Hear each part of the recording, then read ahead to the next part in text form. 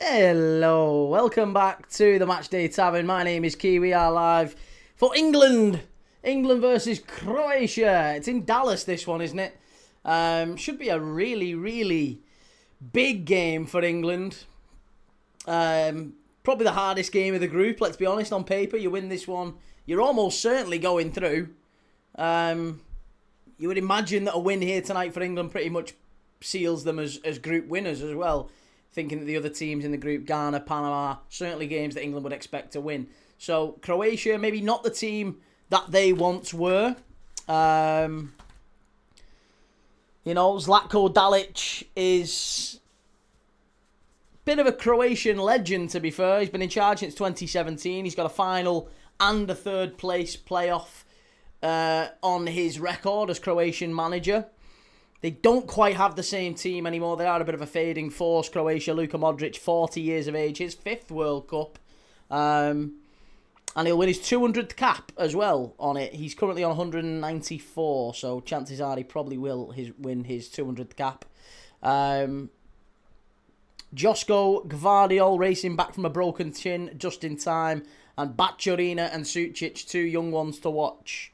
Well, there's Luka Vuskovic as well, 19 years of age. He's highly thought of, potentially going to Brighton as well by the end of this summer.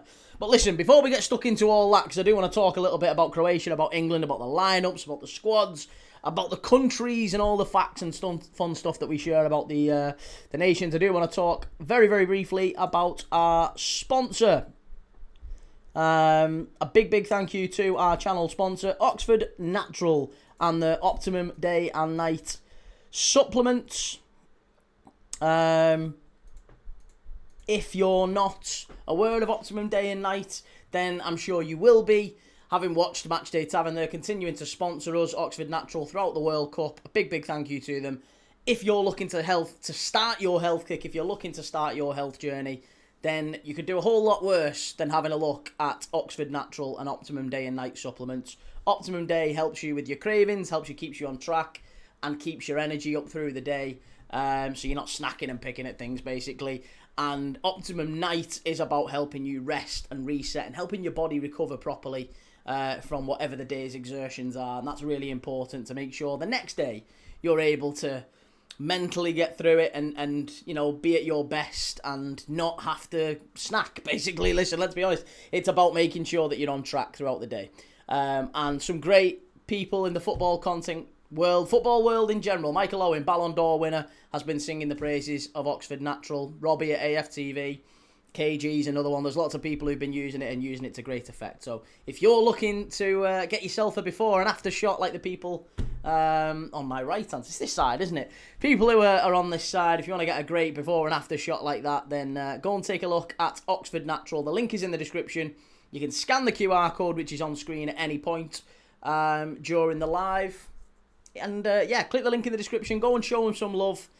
They are supporting the channel, and a big thank you to them. You can get 70% off your first order on any Oxford Natural products. Go and check them out. Big thank you. Take care. Right, now with that, let's get stuck into today's live. Or tonight's live. We've already done Portugal and Congo, which was a surprise result. Again, we'd have to say it was a shock result, wasn't it? 1 second. Yeah, it was certainly a surprise result. Portugal and Congo. I think we all thought that one was a walk in the park for Portugal. Anyway, how are we all doing in the chat? Good to see you. Sarah, Adam, City of Northville, Shell, great to see you, Adam. I follow the Blues. Who else have we got in tonight? Jelly.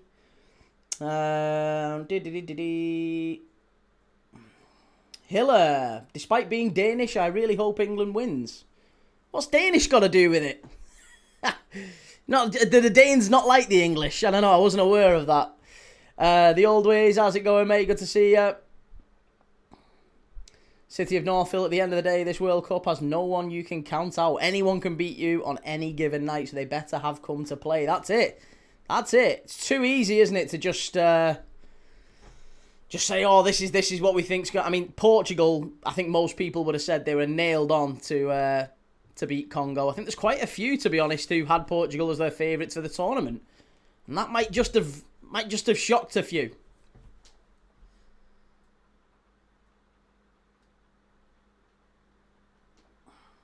Sorry, just putting the game on. It's on ITV1 today, isn't it? I had it on BBC for some reason. But there you go. The players are all out singing God Save the King. It's the Viking thing, Key. I know, but they dominated. I mean, they arrived here. They conquered us, to be fair, didn't they? City of North Hill says Spain shocked. Australia shocked. They certainly did. Right, let's get amongst the TikTok chats. TikTokers, sorry, I'm not ignoring you.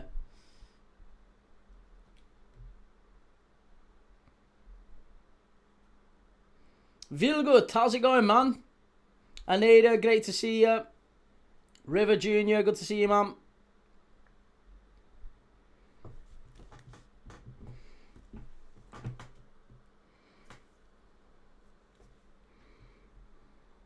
I like that Croatia kit. I really do like it.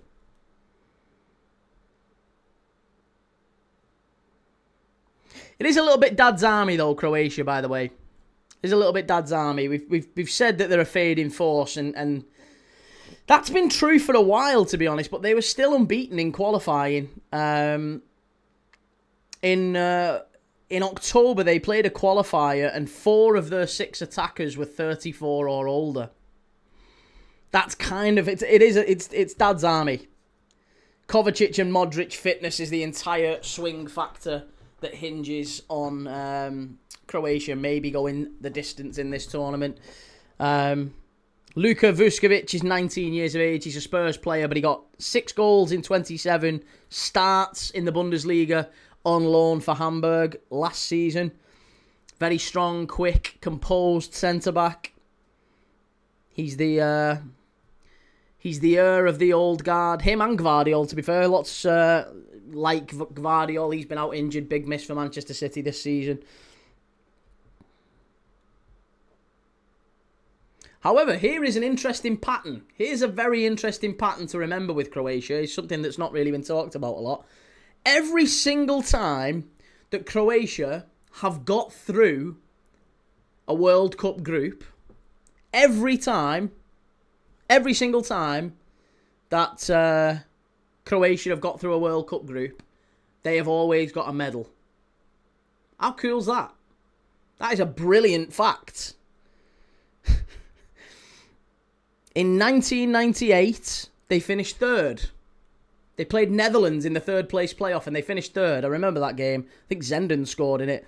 They got to the final in 2018, having beaten England in the semis, and in 2022 they finished 3rd as well. So they have got the bronze medal, at least, either bronze or silver, every single time Croatia have got through into the groups or past the group stages. They always get a medal.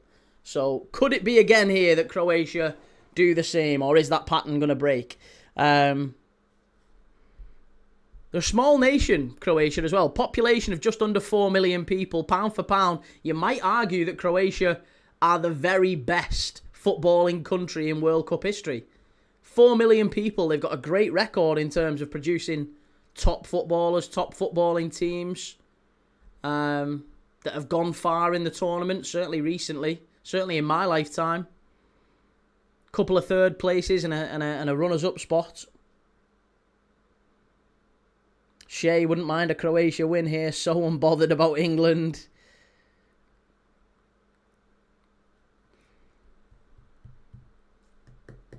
These promos, these like, do you know, like the whole World Cup when they show the lineups? I think they're so cringy, aren't they? They're so cringy. Dirty Leeds, the French on VAR. Hope that doesn't go against us.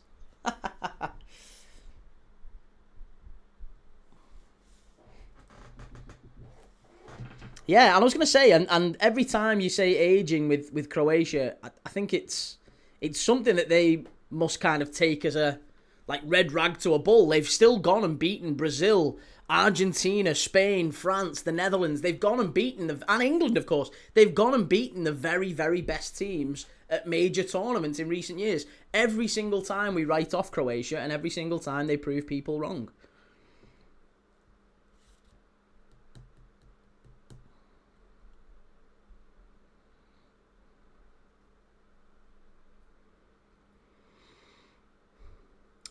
Here we go, about to get underway. England, the great pretenders against Croatia, the aging force. Adam says, Key, seriously, how is Modric going to cope in midfield at his age? I honestly, I don't think legs is that important in this tournament. I think it's about control, and Croatia have got players that can control the middle of the park. Vilgut says no Saka. No Saka's on the bench, mate. Croatia have got Modric. They've got... Sucic is a really talented boy, by the way, the guy from Inter Milan. Razin, how's it going, lad? Good to see you.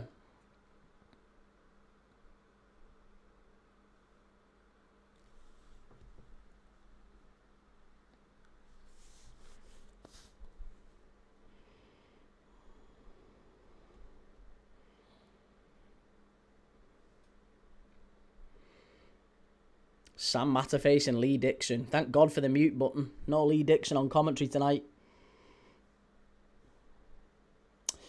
But yeah, national dish. National dish of Croatia. Here's a bit of education for you. A little bit of a national dish. The national dish is called peka. P-E-K-A. Peka. And that is potatoes and either meat or octopus. Slow baked in an iron cooking pot and then buried in embers.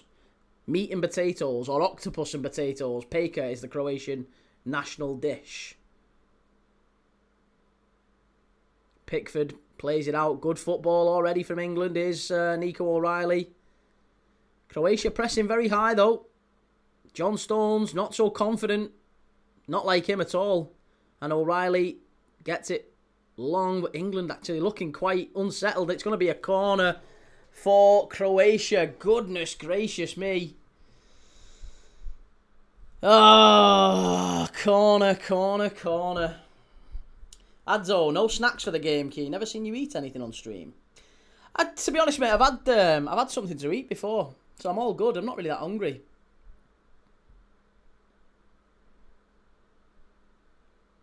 Shell, you too, Key. I thought it was just me who didn't enjoy Lee Dixon's dulcet tones. It's not quite my audible chocolate voice, is it, Shell?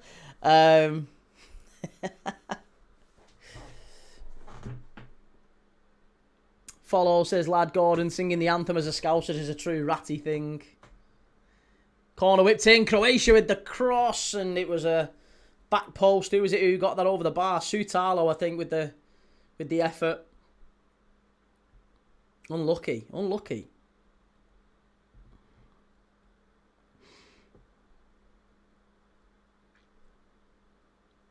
Couple of other random facts about Croatia. Croatia gave the world the cravats, the necktie, the tie comes from Croatia.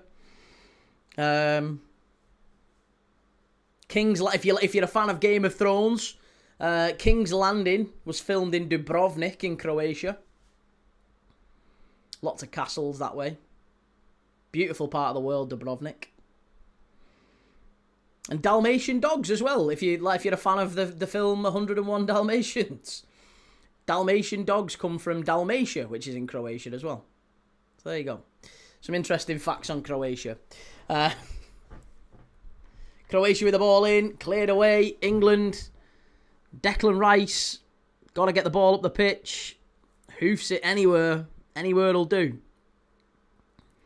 Paul Mullen, hope yous get pumped. All right, Paul. Scotland v Morocco in a couple of days, mate. I'm sure you lads will be getting pumped then as well. To be honest, I'm not an England fan, so I don't really care. I think if England lose today, it's not going to make or break my night. Who is Croatia's all-time top scorer, says Football Talks? That's a good question. I would imagine it's Davor Suker, maybe. Davor Suker stands out, certainly. I mean, There's quite a few decent Croatian I mean, do you know what? Knowing modern football, it wouldn't be surprising if it's like Kramaric or someone like that.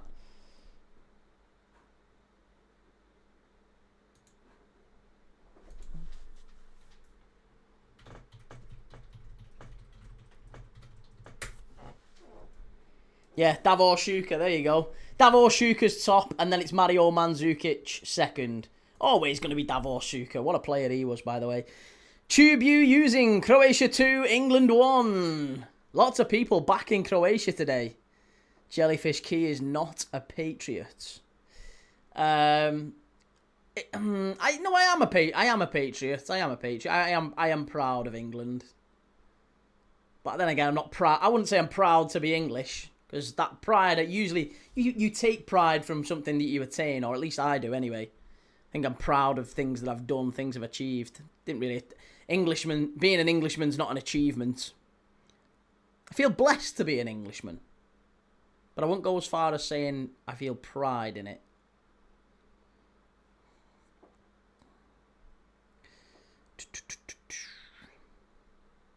What's the national dish of England, Key? Shahid says. Fish and chips, I think. Yeah, battered cod and thick cut chips. Lots of salt and vinegar. Ideally eaten out with a paper on a seaside, somewhere like Blackpool. Obviously the Sunday roast as well. I don't think you can go too far wrong with a Sunday roast. Sunday roast is the one that everyone tends to think of though with England. Madwecki can't keep it in.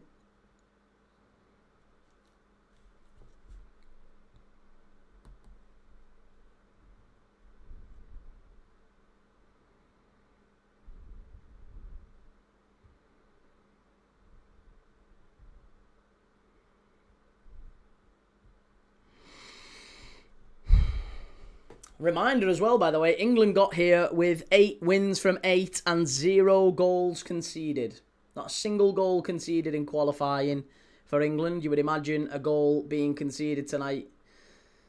It's just what normally happens, isn't it? Just as soon as they get into any actual serious game of football, they will concede. So, Croatia to score tonight, get on it. Dirty Leeds in Whitby.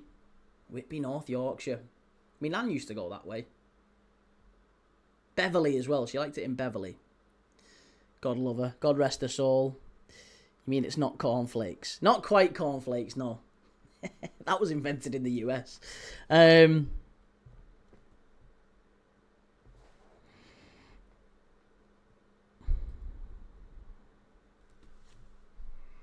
do think set pieces will be a big factor as well, you know. CEO says, hello, Key. We missed you, bro. Missed me?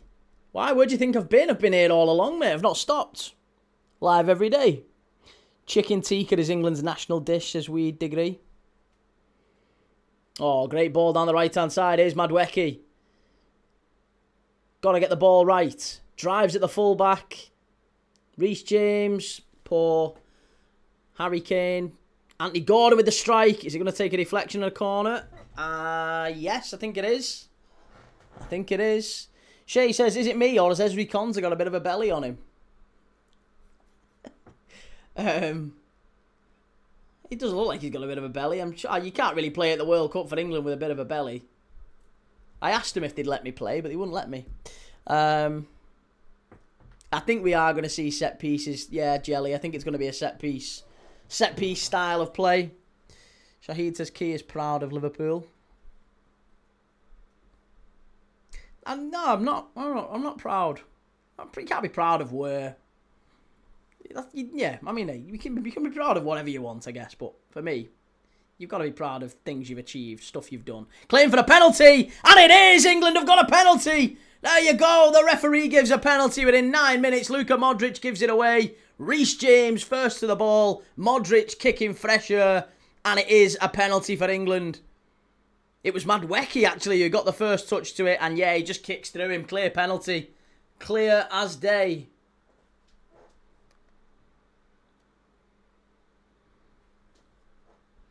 Megan Boy, no Liverpool player starting.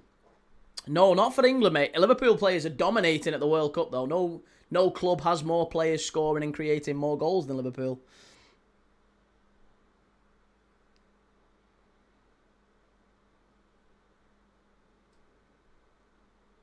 I'm not muted. I don't know why you're saying I'm muted. I'm not muted.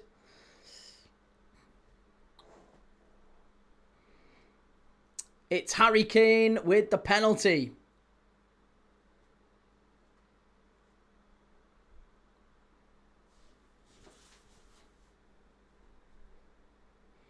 Harry Kane, right-footed, against Livakovic to put England in front, to put England in charge. Just 10 minutes in.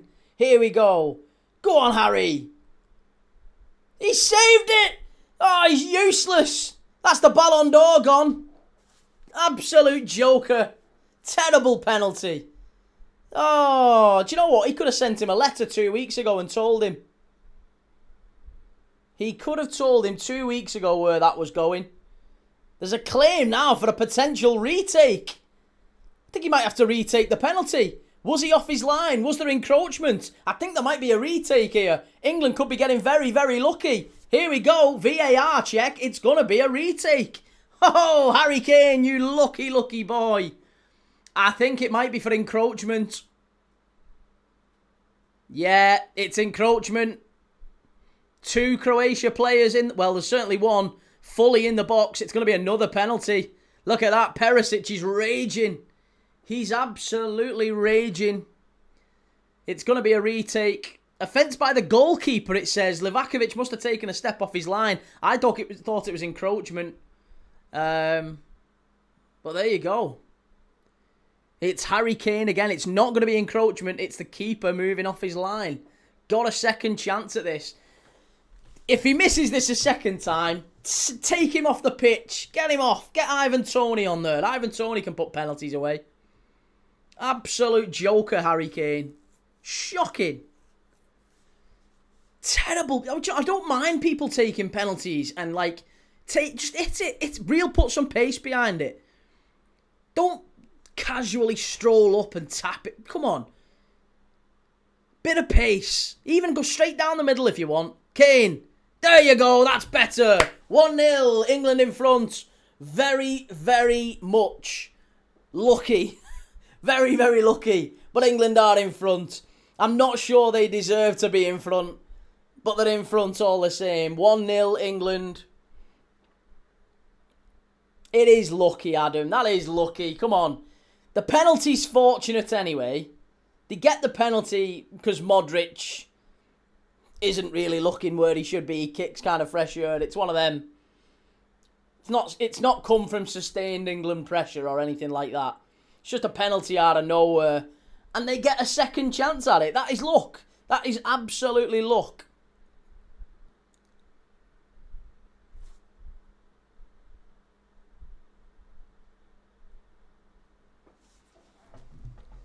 Can't believe I bet at that. He's only a kid, mate. He's only a kid. Leave him be. Cheers, Chesney. Cheers, man. 3-star. That's how we should have hit it first time around. That's it. Yes, Tolga. Long ball forward. England pushing on to try and get that second. Livakovic just knocks it long. Dylan says Rice is overrated. It will go for another team. You'll change your mind that quick. Rice is overrated. Do you think? Big Will Gaming says apparently it wasn't because of the goalkeeper. Gvardiol encroached into the area. That's what I thought it was. I thought it was the encroachment, not the goalkeeper.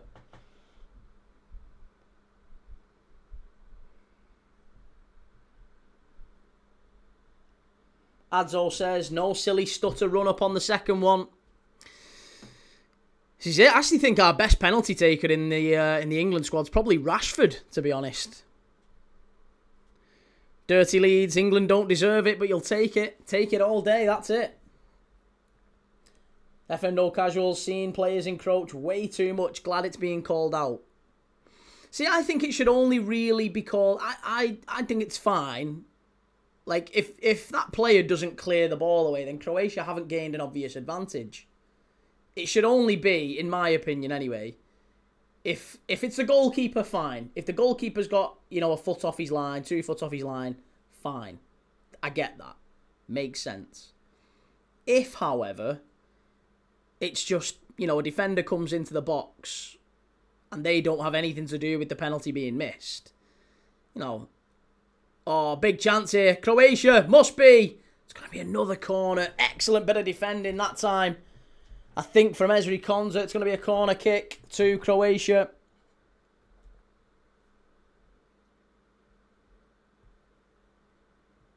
Good play from Peter. Yeah, that's not a penalty. Good defending. I think it was Bellingham, actually, who puts the ball behind.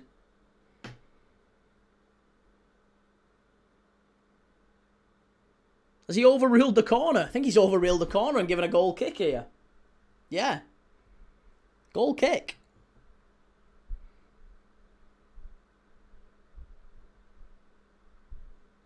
Yeah, good defending that from Bellingham. Well done. Got back and got it behind for a goal kick. Excellent.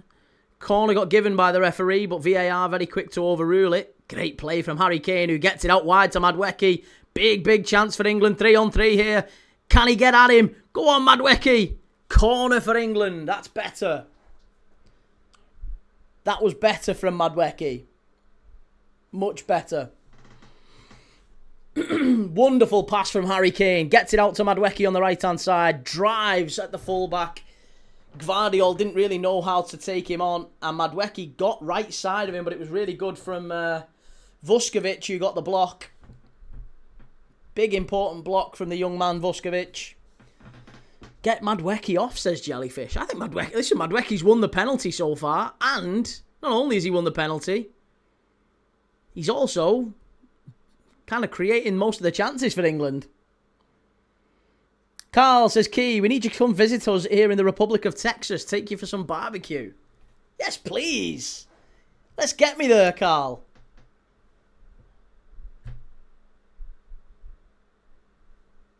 MK13 says, love the guy, but he's a generational pen merchant at World Cups. Throw into England. England getting all the decisions at the minute. City of Northville says, if Elliott has a bad game, we put in an offer for 115 and warn them that Man City is just as likely to have little to offer him, but 115 very soon. You're desperate to get Elliot Anderson at Man United, aren't you, mate? Reese says, whoever said Madueke off is not watching the game. I think Jelly just doesn't really like Madueke. He's just said, I don't think he's good enough. He's not got the right to be starting. Well, there you go. That's from Jellyfish. I personally would have maybe given Morgan Rogers the nod, but can't really fault Madueke so far. I think he's had a good game. 17 minutes in. Madueke's a crab, says Kieran. He's a crab. Love that. Good tackle from Croatia. Sucic all the way back to Gvardiol. Gvardiol over to Sotalo. Sotalo long ball over the top. That's all Croatia really have. And it's all the way through to Pickford.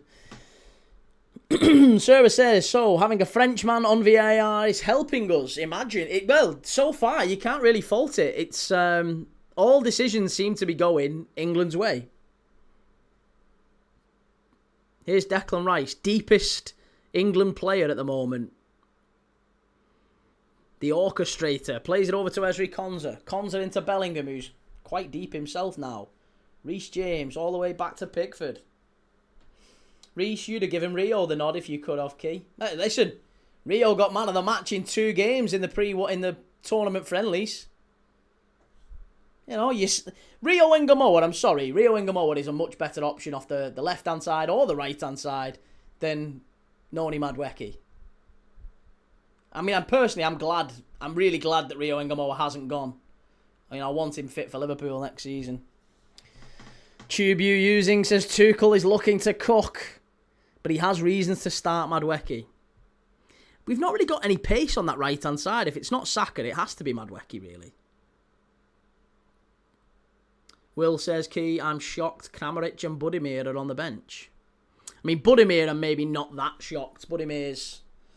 They only play with one centre-forward, and Peter Musa is the most prolific one.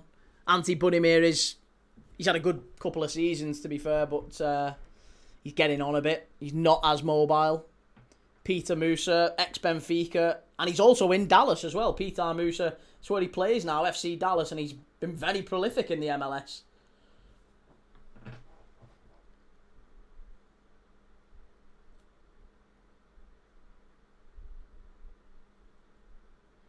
$39 goals and assists in 45 appearances for Dallas in the last 12 months.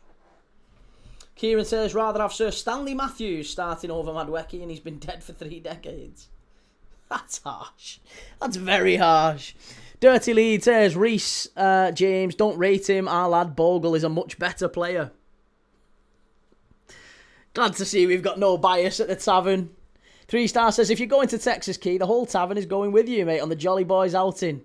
Shell and Sarah get the butties done for the flight. Jelly can bring the bottle. Carl says, that little MLS boy did okay last night. He did, didn't he? Yeah, can't really fault that MLS boy. He seemed to do okay.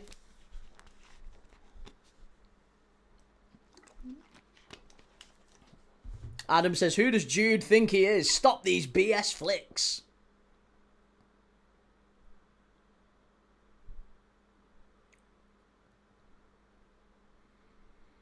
Perisic loses the ball. Harry Kane in his own half. Here's Bellingham. What a turn that is. Oh, it's his driving forward. He's got Madwecki with him, but it's kind of outnumbered here, Bellingham. He's got to go on his own. Strike. No, straight at the keeper. That's too easy. That was better from Madwecki. In terms of his running, he was supporting him, but Bellingham did all right. Dylan says, remember 94 when France cheated the World Cup? Adam says, Anderson, Elliot Anderson, best player on the pitch so far. Can't say I've really seen Anderson. Maybe that's me not looking in the same place as you. I don't really think there's an awful lot through the middle of the park. It doesn't seem to be happening that much for England. Declan Rice has had the most touches of any England player. Anthony Gordon dropping inside here. It's good performance so far. Can't really fault him. Johnny says, why is Palmer not playing? He's not in the squad, mate. He's had to drop out of the England squad due to surgery.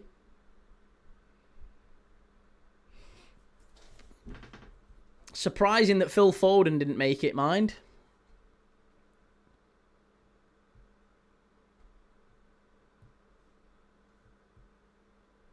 Greedy from Bellingham. Past the ball, says Dirty Leeds.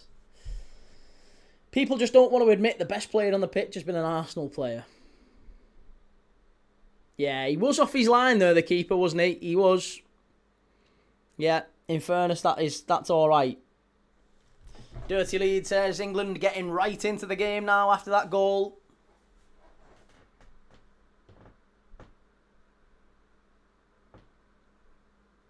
Right, here we go. First hydration break.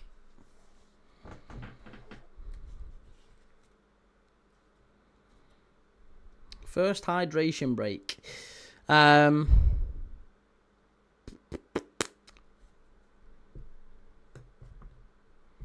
England really go all the way? I think that's the big question of the tournament, isn't it, so far? Everyone's really thinking about that. Can England go all the way? Does this England side have the ability, the consistency, the potential to bring it home? They've certainly been the most consistent side, probably the most consistent side over the last 3 or 4 tournaments. Semi-final, final, quarter-final. They've done well. Just got a question now whether or not they can really and truly go the distance. Gamer Guru, bottle break that's an ad revenue break. I mean, we probably should have seen that coming, shouldn't we? Oh, here we go. Emma Hayes with a little tactical shuffle during half-time or during the hydration break. To be fair, I actually think the insights from Emma Hayes, the ones that I've seen, have been really, really insightful.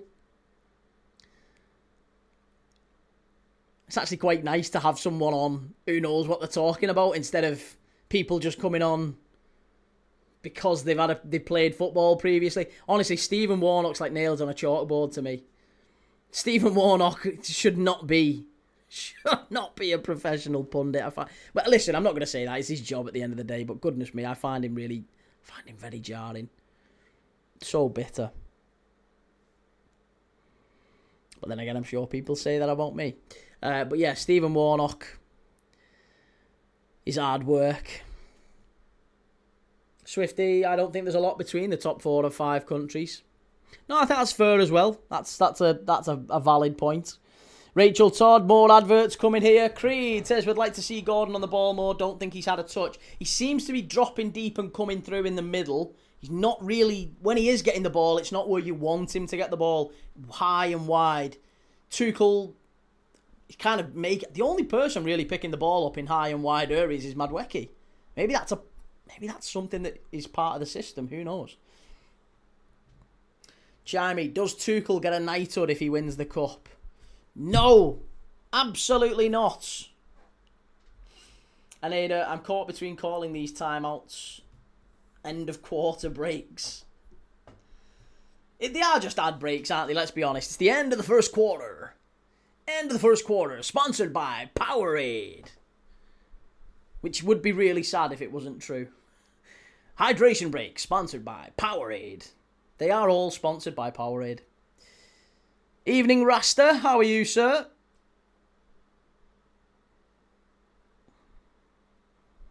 Adam Timmins says, thought Tuchel was going to make tough decisions. Saka, Achilles heel injury.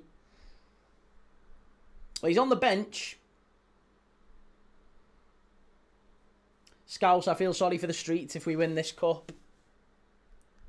They'll have a bank holiday for sure. Bellingham, top 10 player in the world, says Creed Van Crow. Is he? He's not. I mean, he has been all action. I think, I don't know if you saw on before the game, Wayne Rooney was giving a point about how Thomas Tuchel is handling Jude Bellingham and trying to get the best out of him. And one of the ways he's trying to get the best out of him is to kind of light a fire underneath him also, just by saying that, because I think he's publicly said, hasn't he, Thomas Tuchel, that he prefers Morgan Rogers in that position, and he started Morgan Rogers in a couple of the pre-tournament friendlies, and that might have just ignited something in Jude Bellingham. You know, he's chosen Bellingham in this game, in the opening World Cup game, but I think maybe the suggestion there is that, listen, you know, you are quite rightly considered one of the best number 10s in world football. Go and play like it. Prove it. But it's not happening. It's not happening. I think that's the point that Wayne Rooney was making, is that Thomas Tuchel's just trying to get a little bit of fire in the belly with Jude Bellingham to say your place is at stake. Morgan Rogers will come and take it if you're not careful.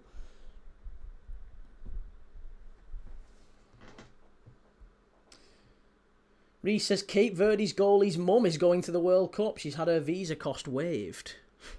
Nice. Rachel, it's my birthday in 3 weeks. Oh, lovely. Yeah, I was going to say, Sarah's in 3 days. The old ways, she knows what she's talking about. She's 1,000 times better than Lineker and Shearer. Yeah, I was going to say, it's nice to have someone on that actually knows the game and is talking insightfully about the game. And, I will say, to be fair, there's plenty of people who are picked just because of who they are. I think that is very, very fair to say as well. There's a lot of footballers who've gone on just because they've played for England. They're not particularly insightful. Probably is a degree of box ticking with some women as well. I mean, there's women that have gone on that I don't think have been particularly insightful or good pundits, just as there's been men who've gone on and not been particularly good pundits. But I think it's nice to see when you do see people come on who are actually really, really good and really good, give good insights, and Emma Hayes has been one of them.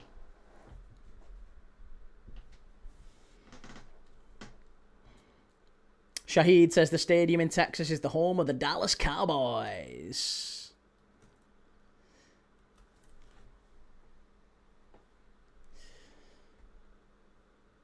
Mercury says the possibility that Bellingham could be overlooked fired up his ego.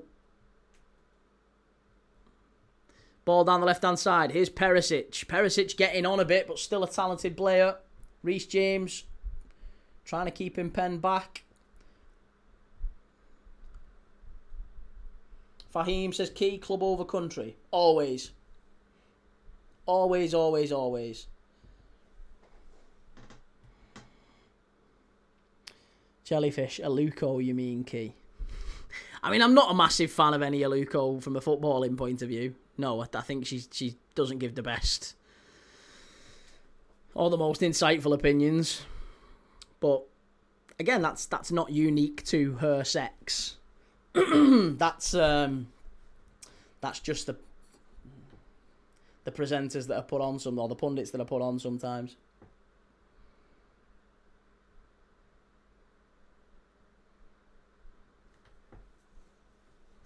Alex Scott, Sue Smith, some fantastic female pundits, and that's not just like an empty platitude. There's a lot of great female pundits, but some really bad ones as well. And you maybe they are there because there's a little bit of a box ticking exercise going on. But there's a lot of bad male pundits as well. No denying that.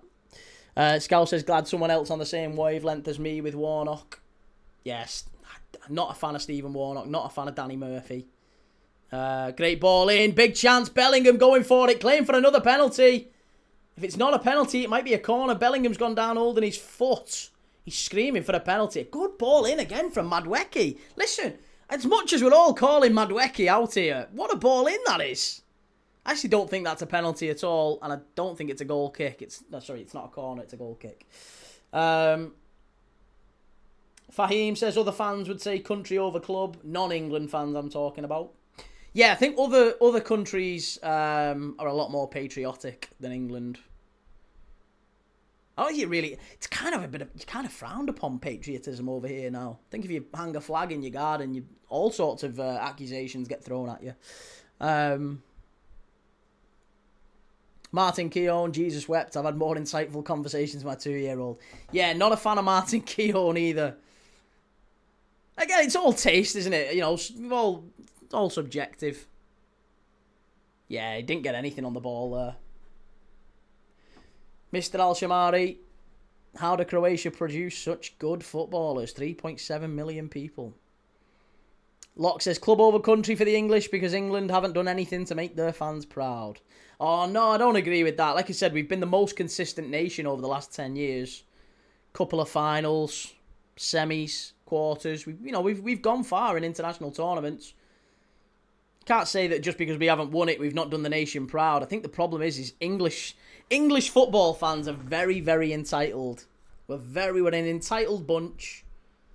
And the nation is quite fractured, isn't it, to be honest? Politically, it's all over the place.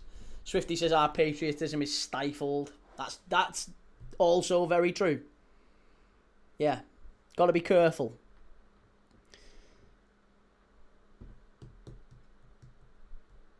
Sarah says, Key, come to my street. They have loads. One garden has 4. Hey, listen, I've no problem with it.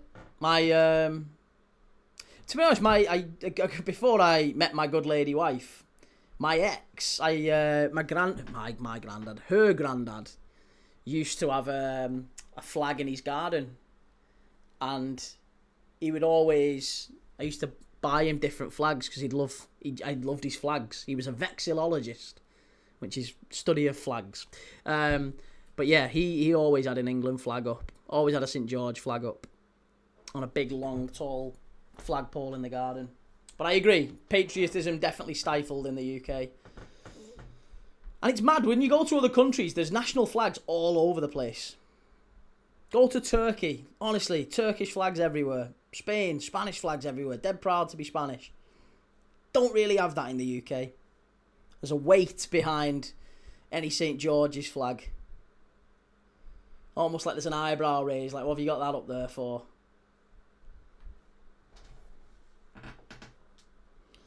Daniel Tennyson, boring listening to all the English ones yapping about 60 years of hurt. Get over it. I mean, hey, no one suggesting you have to keep listening to it, mate. If you don't like it, don't listen to it. Reece James, far post, headed away by Croatia, edge of the box. Chance for Nico O'Reilly. Hit it, lad. Rachel Todd, I'll be 61 on July 10th, Shell. Blimey. Ball whipped in. Kane. Oh, unlucky. Declan Rice. Can't quite win it back.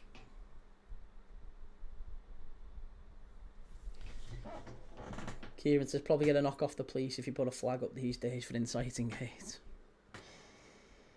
Adam says... Oh, we've done that one, sorry.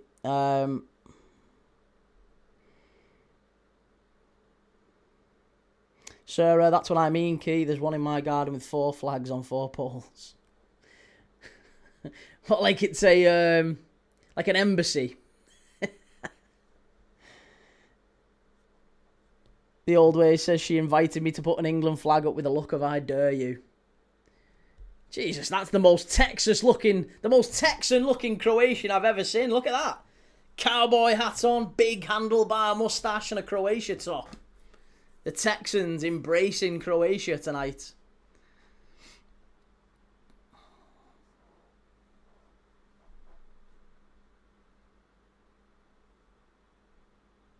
Shell just put a Scottish flag up as well, the old ways. Don't think she'd be accepting of that. Good flick on there.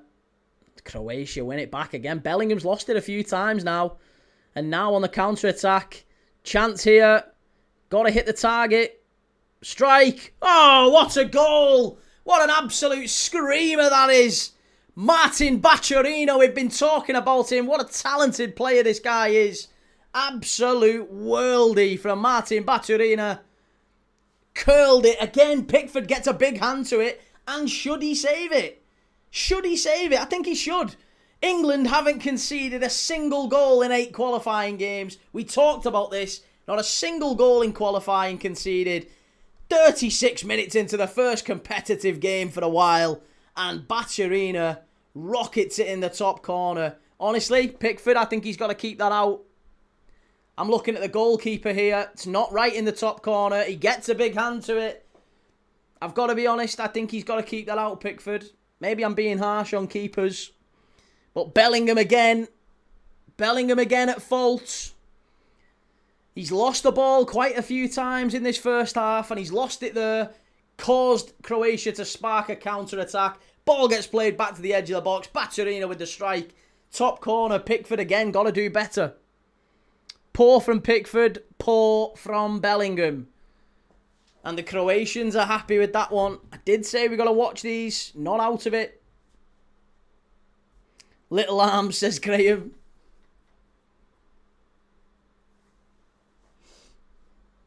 Finish and a half, says Dr. Wright. The Bean Eater says, how does one blame that on the keeper? Do you not think if you get a big hand on that, you should be keeping that out? I think if you get a big hand to it, you've got to keep that out.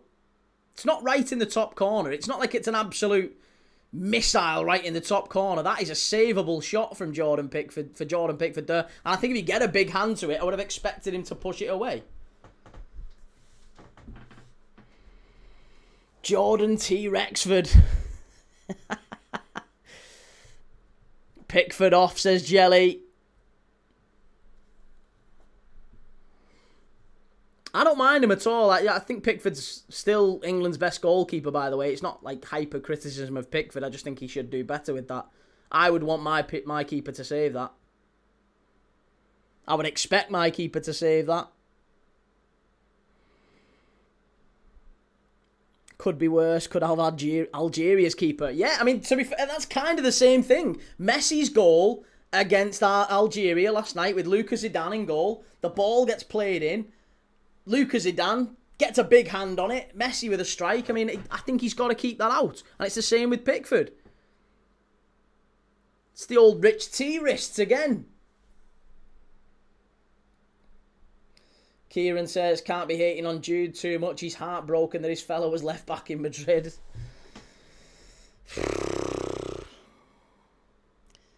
This charming Dan, if the goalkeeper gets a hand on it like that, he's got to save it. Wasn't a big hand, Key. It looked like fingers to me. I think watch it back, Shell. It looked like he gets his palm to that. I think once you get your palm to it, I'm expecting the keeper to push that away or push it over. O'Reilly has really been shocking, says Leon. O'Reilly's been shocking. I don't think anything's really come down his side. I mean, I know the counter-attack's... I think the worst player on the pitch has probably been Bellingham. I haven't really seen an issue with Nico O'Reilly so far. England have played all right. I mean, the only goal in the game, really, has come from Croatia. I don't think England deserved a second chance at the penalty. It's Luke says, I've not noticed O'Reilly good or bad. No, nor I. Nor I. People have said in the chat as well, on the other side, saying that Elliot Anderson's been England's best player. Again, I've not really noticed him. He's been all right. I mean, he's not done anything terrible, but I think the star of the show, the first half, I think, honestly, has been Madueke. The player who, if I'm dead honest, I was critical of, and I'd said I wasn't surprised I was surprised he had started. I think Madueke's had a really good game. And yeah, I'm bit odd.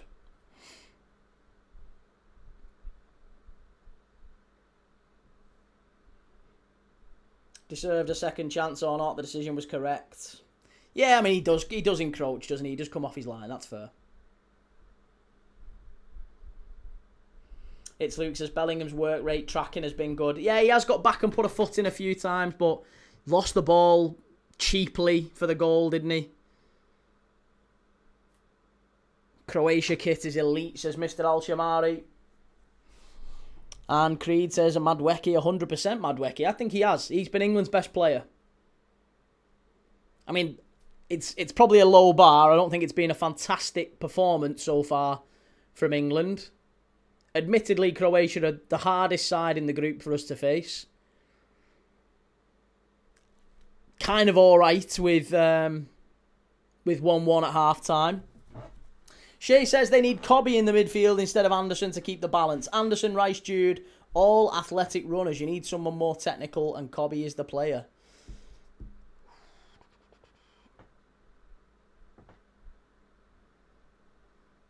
Header. Oh, what a goal!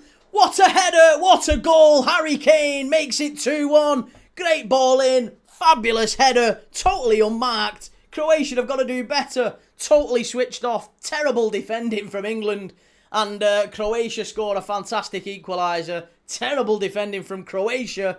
England score a fantastic equaliser. Great ball in from the right-hand side. Out-swinging corner. Kane runs from deep. There's no one tracking him. You can see. Look at the Croatia defenders. They're all like, what is going on here? Why are you not tracking the most dangerous England attacker? The most dangerous player on the pitch? Absolutely shocking. A bit of a muted celebration from Thomas Tuchel as well. The ball comes in and Kane, he's just lingering at the edge of the box. No one's picking him up. And he just starts trotting towards the penalty spot. Gets a real run on the defenders. No one's marking him. Easy header for Harry Kane. And that has equalled Gary Lineker's England record. Excellent goal from Harry Kane. England 2, Croatia 1. Heading into half-time.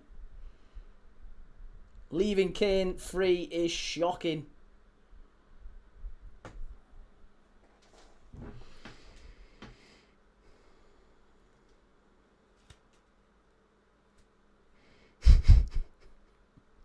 Nicely done, Harry, says Rasta.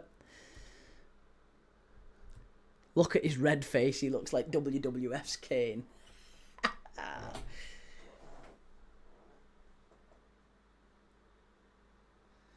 Harry Kane wins the Ballon d'Or, says Dylan. Really? You think so? I wouldn't be so sure. I think he's going to have to secure England a World Cup win to get the Ballon d'Or, Harry Kane. But he has been phenomenal. 2 goals in the first half. Can't knock it.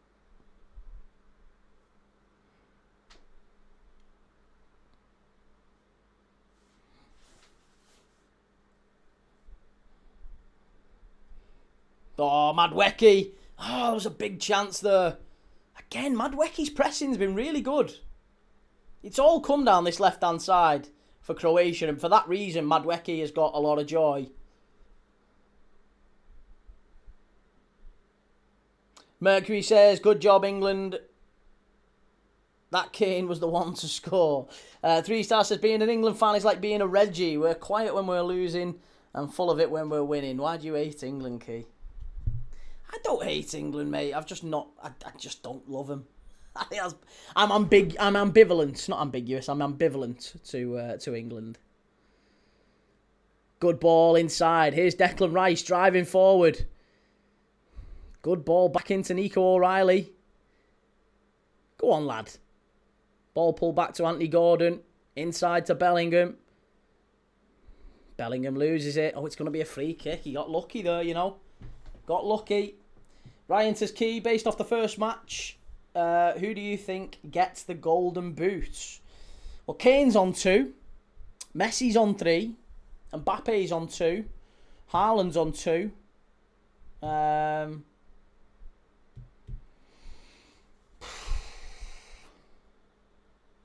Havertz is on 2, isn't he? Is Havertz on 2 as well? I've got a funny feeling about Kai Havertz. I don't know why. Yeah, it might be Kai Havertz.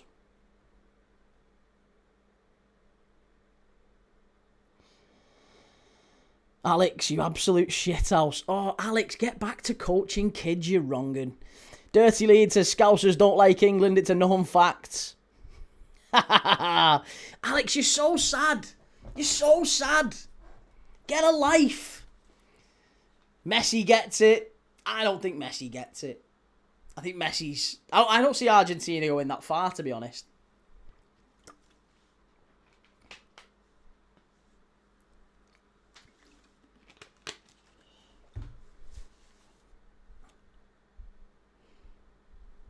This one's going to finish 2-2, says C67. 2-2. Here we go. Free kick. Reece James is over it for a right. Left. If you want it, is Madwecki. It's got to be Reece James from this distance, hasn't it? Reece James, poor, straight into the wall. Trent would have scored that. Trent would have boxed that one off. Carl says, don't forget that All-American Balogun. Isn't it funny that Balogun is only an American because... Wasn't it because his mum couldn't get a flight back to the UK? I've seen this. His mum couldn't get a flight back to the UK because she was heavily pregnant. And for that reason, he's an American citizen. Swifty says, not sure why Kane isn't taking that. From that distance, you would have thought so. How can you tell a fake clown from a real one? You boil him to see if you get laughing stock. Oh, that's awful. That's awful. Croatia still pushing. There's 5 minutes to half time.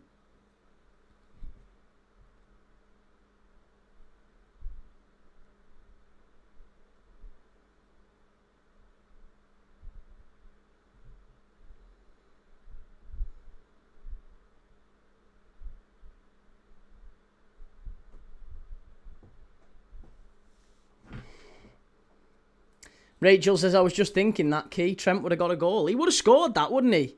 Definitely. Perisic, good run. Great ball in. I think it might have just gone out, and it has. It's a goal kick to England. 48 minutes on the clock. Harry Kane, what a wonderful header that is. Excellent header.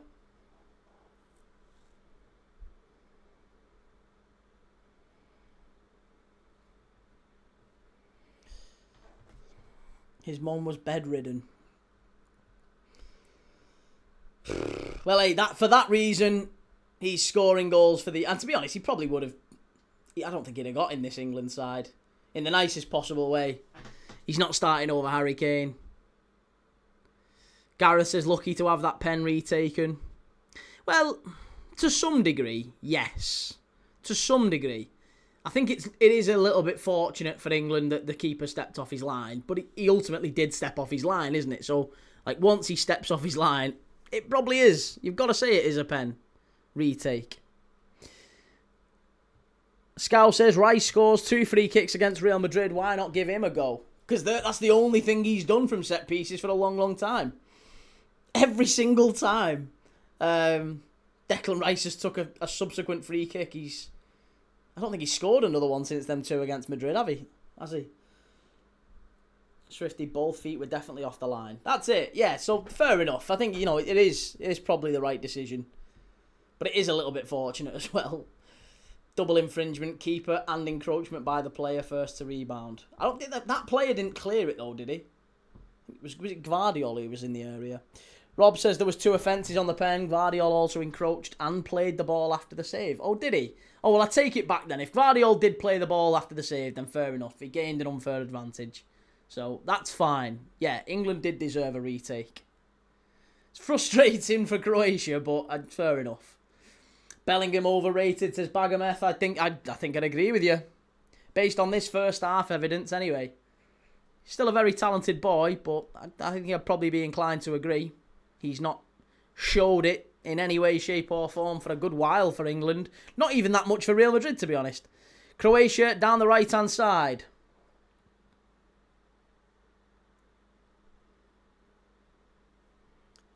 Great header, big chance. Oh, it's 2-2. Bang on half-time. I told you they were going to get back into it, Croatia. It's Peter Musa, the Dallas FC player. The guy who we were talking about just a few minutes ago. We were saying he's been prolific. He's been absolutely prolific for Dallas FC in the MLS. Absolutely quality. It's a great ball over. It's offside. It's offside. It's going to get chalked off, this one. Unlucky. It's going to get offside. That one chalked off. What a pass. But it shows, blink of an eye, that is how quickly it can change. Croatia, unbelievable. Absolutely unbelievable. Great ball over the top. Excellent bit of football from Croatia. Great finish from Musa. Definitely offside. 1,000,000% offside. And it's going to get chalked off for sure.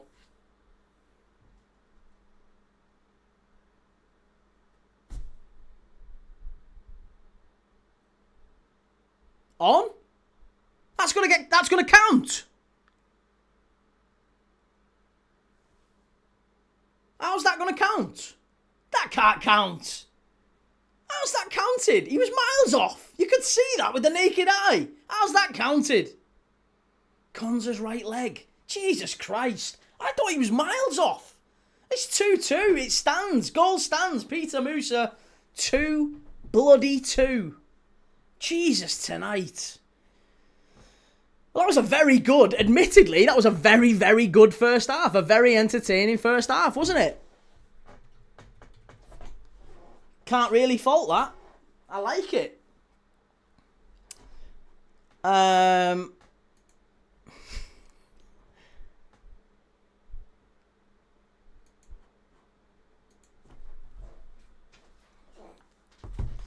England need to go home, says Millie.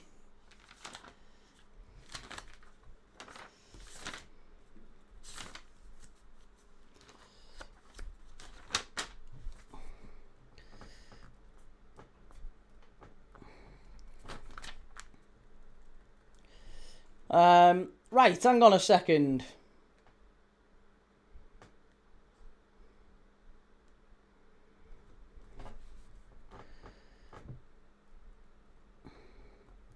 What are we saying in the chat?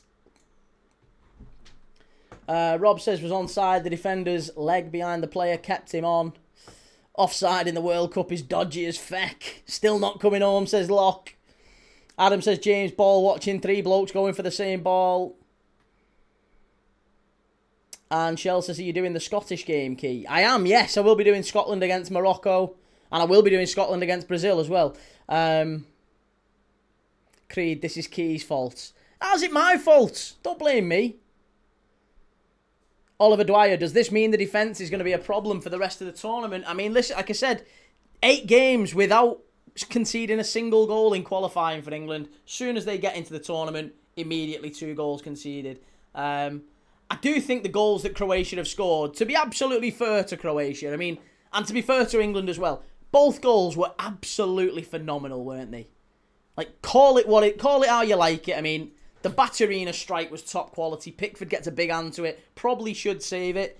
But I think 2 good goals. 2 really, really good, well-crafted, well-worked goals. I think if you're a Croatia fan, if you're a Croatia manager, Zlatko Dalić will be very, very disappointed with the goals that Croatia have conceded. I think if you're Thomas Tuchel, I'm not sure if you'll be that disappointed by the goals you've conceded, because they've both been really, really excellent goals, really top quality goals.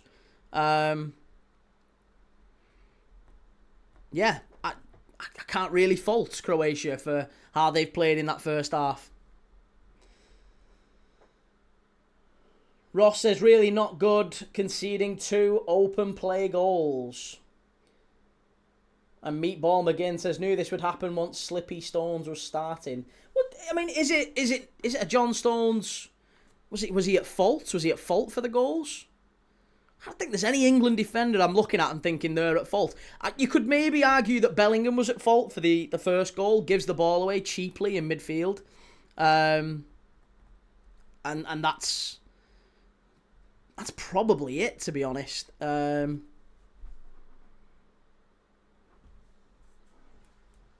second goal, I don't think was anyone's fault. It was a wonderful ball over the top. Excellent, like, little flick on. I think it was Bacciarina with the flick on.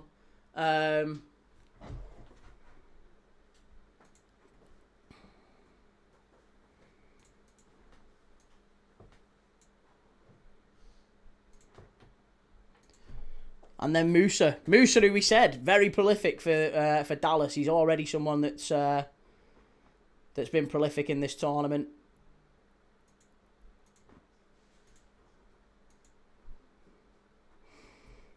Mercury says, posted a solid joke, got blocked off by a Croatia goal. Come on, England, you better win now. I saw the salmon one, mate. I really liked it. In fact, I'm gonna pin it. Let me go and find it and pin it in the chat, because it was an incredible joke. Because I missed it, I'm gonna pin it for you.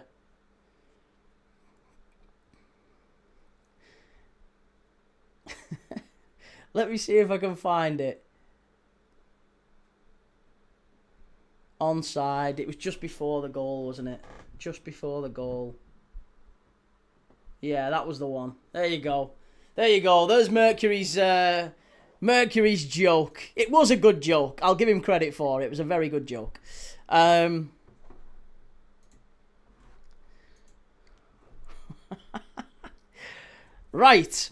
We have got a halftime quiz, though. I have got a halftime quiz for you. We've got another 10 minutes or so to the end of the first half. Also, the start of the second half. So, can you tell me the top 15? Here we go, hang on. Let me just write. I'll put it on the screen. So everyone can see it.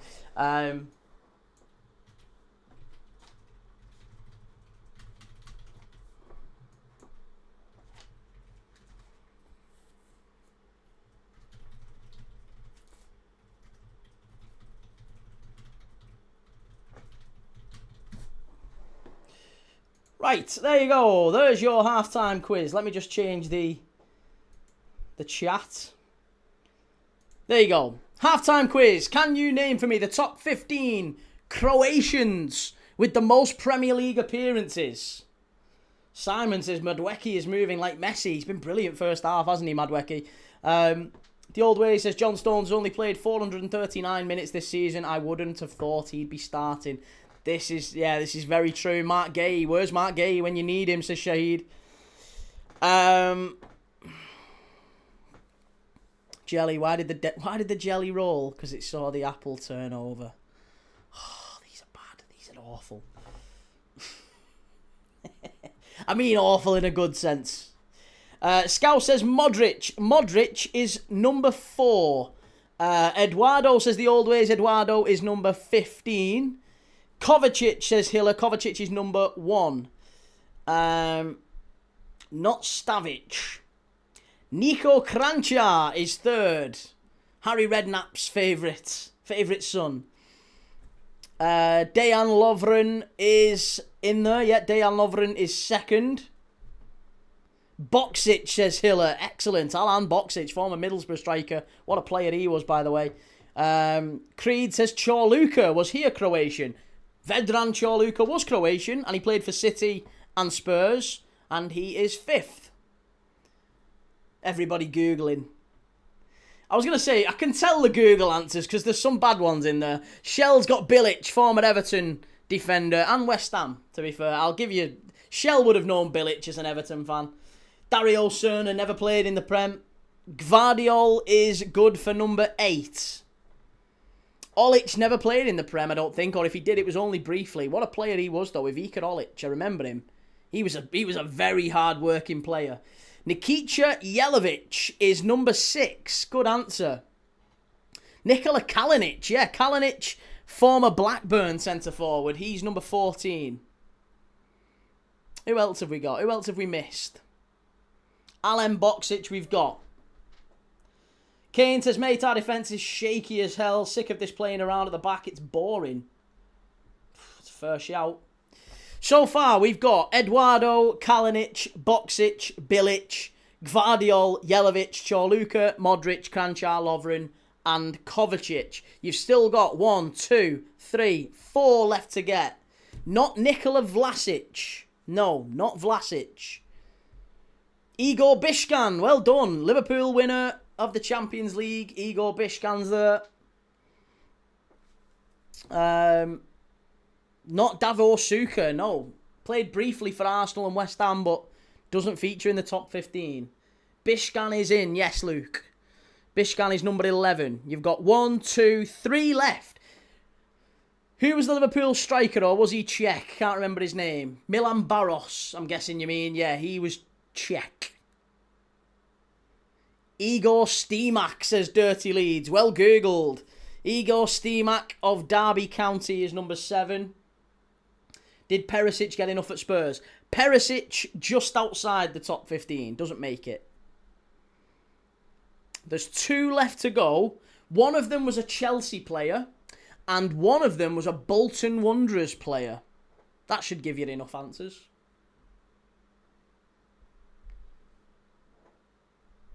Dejan Lovren we've got. Oh, here we go. Here we go. He's got his mates in. He's got his mates in. He's got more kids in. All right, Daniel, how's it going, lad?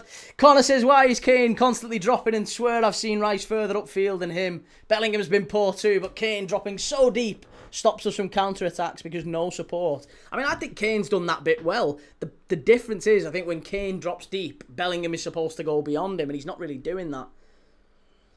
Klasnic is correct, says Marky Bates. Yep, Klasnic is there. He is number 9. And the last one is Mario Stanic. Mario Stanic. He was the Chelsea player. So you've got Eduardo. He was number 15. We've just done the top 15 Croatian players with the most Premier League appearances. That is our half-time quiz. Number 15 was Eduardo. Sadly, got his leg broken at Birmingham City, former Arsenal striker. Nikola Kalinic, former Blackburn striker, is number 14. Number 13 was Mario Stanic. Played for Croatia at the 98 World Cup. He played for Chelsea. Scored a couple of good goals as well. Number 12, Alen Boksic. Wonderful player for Juventus, Lazio. Came to Middlesbrough at the back end of his career. Unbelievable player. 11 was Igor Bishkan. Was a terrible player for Liverpool for many years. And then just the year we won the Champions League, just started rocking up and putting man of the match appearances in. I remember him, man of the match away at Deportivo. Man of the match against Bayer Leverkusen in the Champions League quarter-final. Unbelievable player, gliding around midfield. Sadly, just never quite worked in the Premier League, Igor Bishkan, but a very tidy player. Number 10, Slaven Bilic. Now a pundit on the BBC and ITV quite often. Number 9 was Ivan Klasnic, former Bolton Wanderers striker. Did play at Werder Bremen for a while, Klasnic. I think he retired with a heart issue, didn't he, Klasnic? I think he did anyway. Number 8 is current Manchester City defender and on the pitch, Josko Gvardiol. Number 7, Igor Stimac, who you might remember played for Derby County for a while. Number 6, former Everton and Hull City striker, Nikita Jelavic. Did score in a FA Cup semi-final for Everton against Liverpool. Number 5 is Vedran Chorluka, former City and Spurs defender. Number 4 on the pitch again right now, Luka Modric. Number 3, Harry Redknapp's favourite, is Niko Kranjčar. Number 2, either a 10 out of 10 or a 4 out of 10 for Liverpool, Dejan Lovren. And number 1 is Manchester City midfielder Mateo Kovacic. There you go. That is your half-time quiz. Thank you, everyone. Appreciate that.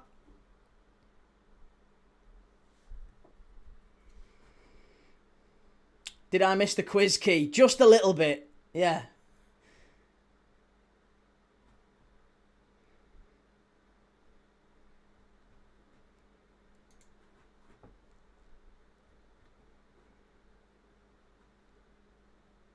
He did, heart murmur. Yeah, I remember there was a heart issue with him. I remember that. Jelavic was a cult hero at Rangers till they got papped down the leagues. I mean, they liked him at Everton for a good while. They really liked him at Everton. Great quiz. Cheers, cheers, Dirty Lees. Creed says, Key, who's your pick to win the tournament? My pick to win the tournament would still be Spain, even though the first game of the tournament they weren't brilliant. You know, we saw that with Argentina, didn't we, last tournament against Qatar. They lost against Saudi Arabia. Opening game, went on to win it. Netherlands got beat against Switzerland opening game 2010, went on to win it. There's Anthony Barry. Anthony Barry, England assistant head coach. I used to work with his dad. It's a fun fact. Used to work with his dad.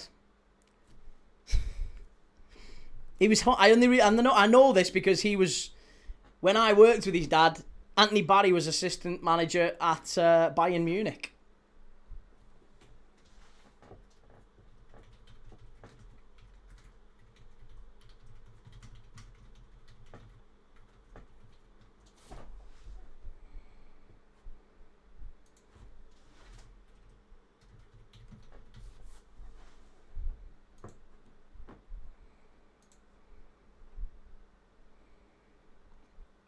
Shahid says, what was the quiz today, Key? You've just seen it. We've just done it just then. Adam says, Bellingham off, James off, and possibly Gordon off for me. Who would you put on? Who would be your replacement? Joe says, Key, can we start a petition to get Catamol out of Gateshead? It's really ruined it for you, that, hasn't it? You can't enjoy watching Gateshead this season if Lee Catamol is going to be part of your success.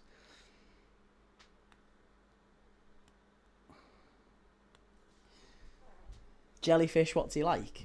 His dad. Oh, his dad's lovely. Absolute salt of the earth. Proper nice guy. Really lovely fella. Genuinely, I would say he's one of the top 10 nicest people I have ever met. So his lad's probably sound as well. The apple never usually falls far from the tree, does it, in my opinion? Or in my experience, anyway. How Mark Gay isn't starting is beyond me. Mate, I'd agree with that.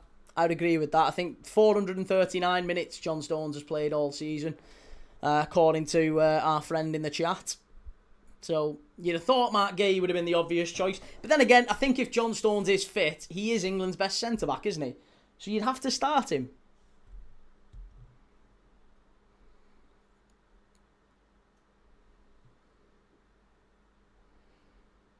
Jay Darling says James was at fault for that second 100%. I thought it was a good ball over the top. I can't really fault Reece James for that. All Scousers are sound, in my opinion. Well, yeah, I was going to say, this particular Scouser certainly was. He's a very nice fella. Creed says, I can't see Rashford doing much over Gordon this game. I mean, I would keep... I'll be honest, I wouldn't change anything. I would maybe be tempted to change the middle of the park up. I would maybe think about Rodgers for Bellingham, at which Weed Degree has just said as well. Rodgers for Bellingham, maybe. I would consider Rodgers for Bellingham at this stage. I think if it gets to the 60th, 70th minute, I'd maybe think about Madueke off or Gordon off, one of the two, and put Kobbie Mainoo on and try and... I don't know, it's so tough, isn't it? You're probably going to get to the point where you really need to start relying on... You might need to start throwing Dan Burn on. That's probably the only point where England are going to get to. If it's too late on, you might start throwing Dan Burn on. James says, better not have celebrated that Kane set piece. Why? Why not? Why wouldn't anyone have celebrated that goal? Why wouldn't I have celebrated that Kane set piece? Doesn't make a lot of sense, that. Weird Degree says, bit of pace. Joe says, my mate who I go Gateshead games with is a Mackham, so he's loving it. More reason to wind me up. And Dirty Lead says, I don't like 50p, Ed. Is that Maguire? But he should be in defence for England at this World Cup. But we're off for the second half here now. We are off and underway for the second half. James, you've been on about all season from Arsenal. So what's up with that? That's because the vast majority of Arsenal's goals comes from set pieces. 38% of Arsenal goals this season from set pieces. Do you not see the difference? Do you not see the difference between it? Or are you purposely being dense, or are you actually just thick?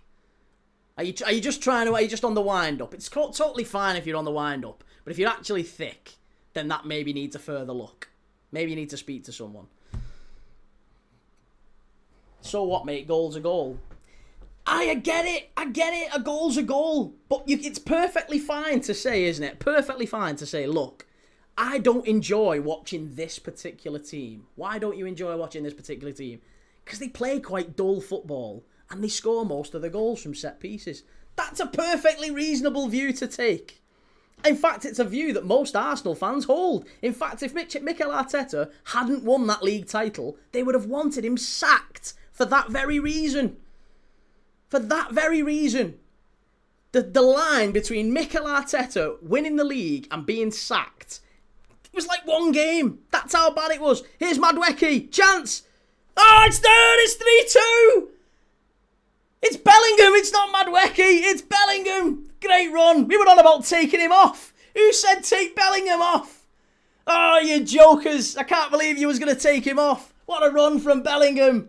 Absolutely fantastic. It's a great goal. Absolutely fantastic goal. Ball down the right-hand side. Great turn. Absolutely fantastic pass that from Elliot Anderson. Madueke lets it run, it was. Madueke made the run inside. Do you know, actually, it's a really good run for Madueke as well, that. Bellingham. Madueke drags the full-back away, allows Bellingham the one-on-one, and he just drags him across the goalkeeper, drags it across the face of goal and off the far post. Excellent finish. And Bellingham makes it 3-2 England. Boom, baby. Get in there.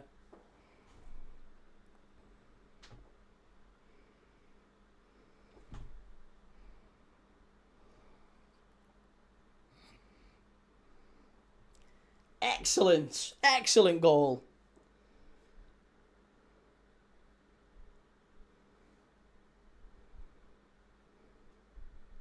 Now, can they hang on to it for the love of God?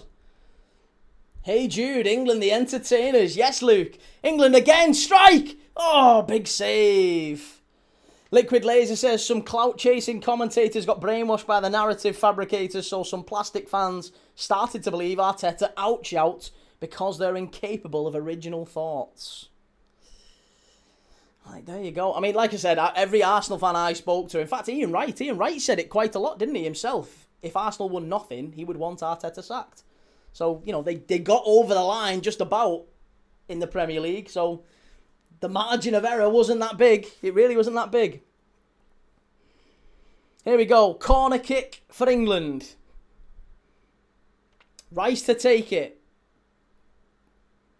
Far post must be. Oh, have you missed it? Oh, Nico O'Reilly. Got to make that 4 there. Got to make that 4. Oh, it's an absolute sitter. Absolute sitter.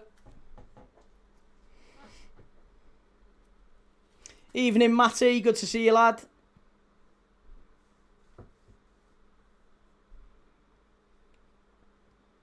CC James, you might say the football is awful, but let me tell you this. Would you rather have good football or a title? I don't think it's an either-or, though, is it? It's not an either-or. Especially not I'm not a fan of Arsenal. I'm not an Arsenal fan. So as a neutral, as someone who watches football and enjoys football, I think it's perfectly fine to say, I'm not really a lover of this team. They're not a brilliant team to watch. They're a very good team, and I've said that all season. Very good team. Awful side to watch, though. And Arsenal fans have agreed with that by and large. Terrible team to watch. Very effective, very efficient. My God, though, mind-numbing.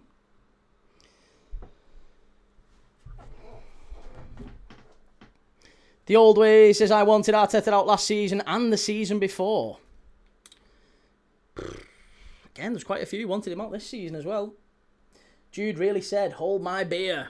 Yeah, I think he must have got wind of us saying take him off at half-time.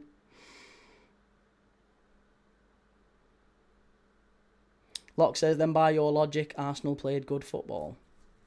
How's that? No, it's not mate, entertaining football does not... Effective does not equal entertaining. Let's be honest, does it? It doesn't always. It's quite a lot of purists would prefer a different approach from their title winners.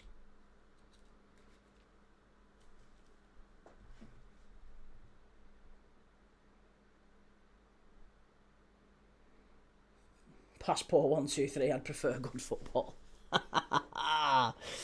49 minutes and 5 goals. Yeah, could we be on for the game of the tournament here? It's been a very good game for the neutral, certainly. Good ball in from Modric, headed away by England. Claim for the handball. And now England on the counter if they get this right. Big chance. Oh, Kane. That's a big opportunity, that there, if he gets the ball through to him. Should do better, though, really, Harry Kane. Gamer Guru, dude, how are we talking about Arsenal during international football? Mate, we just had a flood of Arsenal fans come in and start saying, oh, I can't believe you was cheering for set-piece goals. You can't be cheering for set-piece goals. You've been calling us all season for scoring set-piece. Rice! Oh, great save. Hollywood save from Livakovic.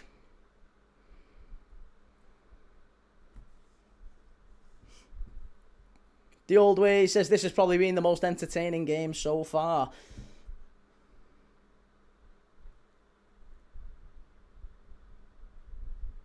CC James, and I'm saying, would you rather have a title or good football? It's not an either or. Again, it's not an either or. Jude must have tuned into Matchday Tavern at half-time and said, I'm going to show Key how good I am. Nah, I'm sure if he's got taste, this is what he's watching. Rob says that was Claire Balding, mate, not Kane, wasn't it?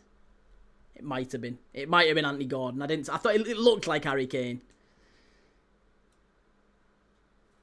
Shell says you sounded like my hubby then, Key. Waffles like that.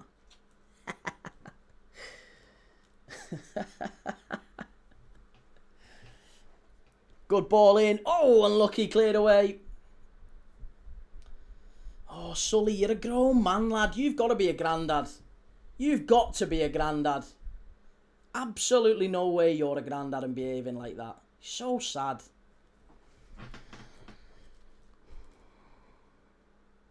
The Old Ways. This is slander. How do you know I sound like that? Edge of the box, Elliot Anderson.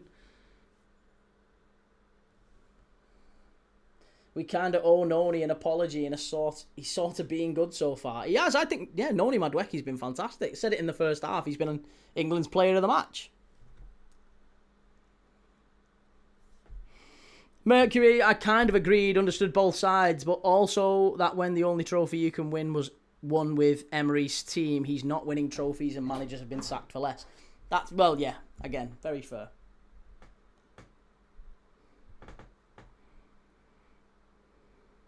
Locke says people crap on Bellingham, but his work rate and ability to carry the ball make him one of the best box-to-box players in the world. I mean, he's been good second half, hasn't he? He's definitely been good second half. I would say currently Bellingham is the man of the match in my opinion, but he's a bit of a crybaby.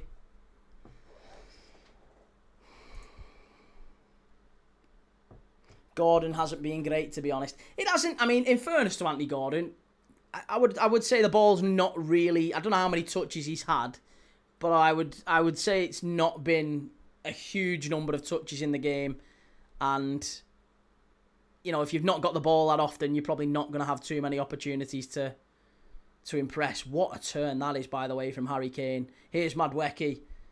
Unbelievable pass. Reece James, corner to England.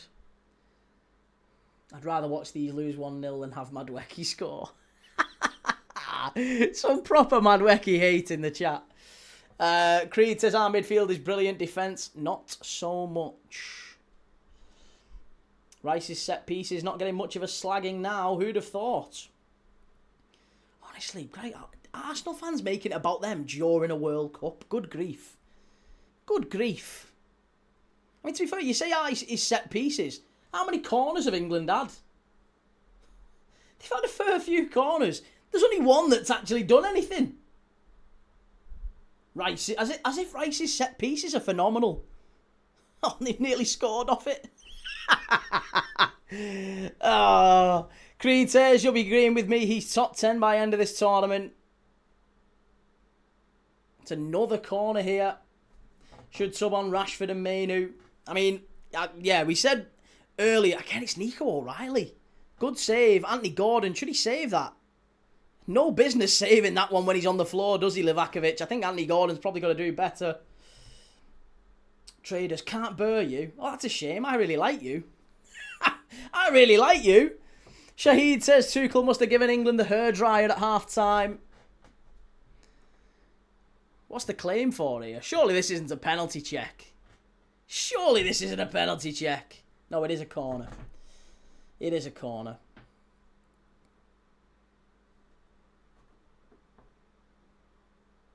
Excellent double save from Livakovic, that. Declan Rice with another corner. Livakovic easily punches that away. Dreadful from Declan Rice. Absolutely shocking, that. Terrible set piece. Got to get someone else on set pieces. He's done nothing since them Real Madrid free kicks, that fella. Absolute joker. Fraud of a set piece taker. Oh, love it, Rasta. Chance. Strike. Oh, excellent from Kovacic. No, Livakovic. One of the Chiches. Ball down the right-hand side. England floating in. Must be. Oh, great defending. Croatia hanging on by a thread here. Great keeping. Livakovic has been the star of the game tonight, hasn't he? Couple of very big saves to keep Croatia in it now.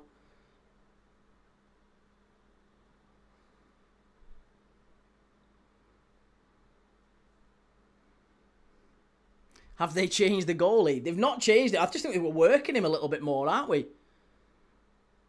That's great defending. Do you know what? Again, you've got to give credit where it's due. Stanisic gets across there and does amazingly well. Here's Kovacic now. Luka Modric off, Kovacic on. His race is run. How have we not got that fourth, says Mank Will. Should be. Definitely should be. Kieran, imagine being a teenager having a fully grown granddad like Sully crying on TikTok. Yeah, let him have his minute. Let him have his little minute. 3-star says the reason why Rice is getting praised for his set pieces, Reggie's, is because this is our national side and it's what England fans do. We get behind every player no matter which club they play for. There you go. Some reaction since half-time by England. No kidding. I mean, I still need Jordan Pickford to make a save, I think. Yeah, Jordan Pickford hasn't made a single save in this game. Croatia have scored 2 goals. Pickford's not made a single save. Come on, Croatia. Need a shot on target. This definitely isn't Southgate ball.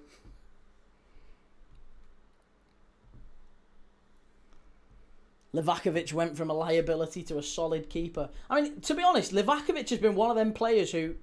I remember him coming through. He was at Dynamo Zagreb for the longest time, and everyone thought he would be like a bit like when Donnarumma was coming through in Serie A. Everyone was like, Livakovic, someone's going to go and take Livakovic from Dynamo Zagreb. And he stayed in Croatia for a really, really long time.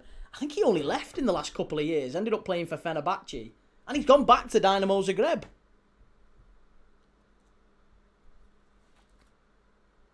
One of the Chiches.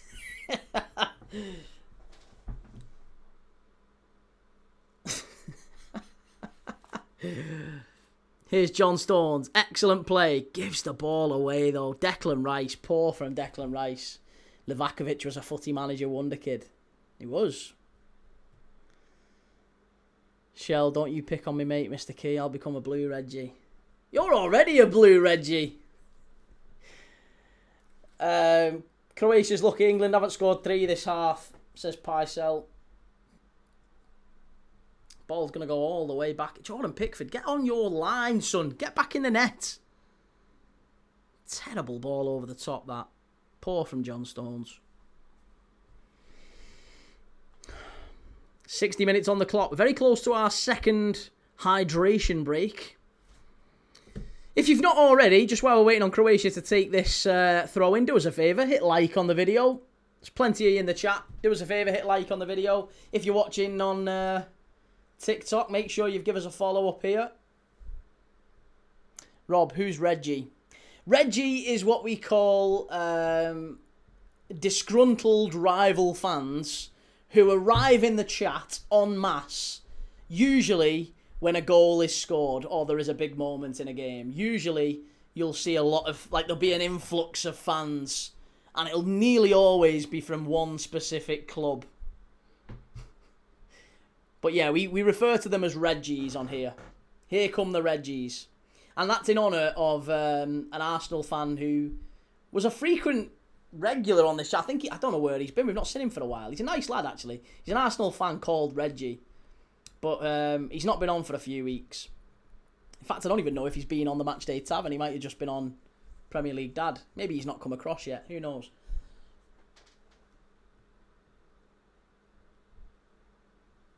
Kieran says, reckon people are ready to accept that Ronaldo isn't even top 5 of all time after he flops again. Oh, come on. He is, mate. You can't say Ronaldo's not top 5 of all time. Can't be having that. Good old Reggies. I know them as Keys. The Reggie craze. Probably not as dangerous as the craze.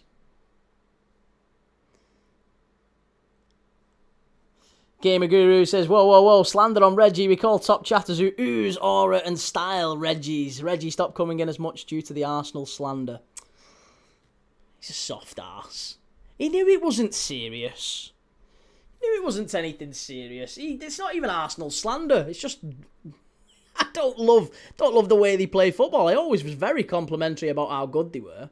Just didn't like the way they played footy. Mank Will says, what happened to your old YouTube channel, Key?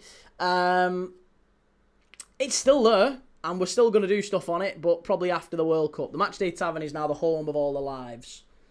Premier League Dad will be the talk show. We're going to be doing a talk show on Premier League Dad. Bit more of a phone-in type thing. See, I want to see if I can chat to you guys maybe once a week. Some problems. No, we'll chat about the Premier League. We'll chat about daily... well, whatever stuff. Transfer rumours, bits and bobs over the summer. Once the World Cup is finished, we'll be kicking that up a gear. Joe, am I a Reggie? Questionable. You're on the fence. Van Basten clears Ronaldo if he didn't retire early. Luke says, I don't think Ronaldo flopping at 41 tarnishes his career. Yeah, I wouldn't go as far as saying Ronaldo's a flop. I certainly would say he's still top 5.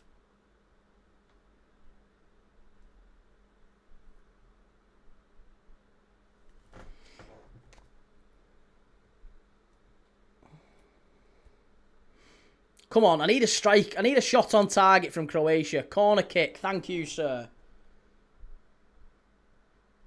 Tell me he's not give that as offside. He's not give that as offside, has he? How's he not give that as offside? That's a corner kick, that. Oh, actually, it's not. It is a goal kick. Yeah, it's a goal kick. Got it wrong.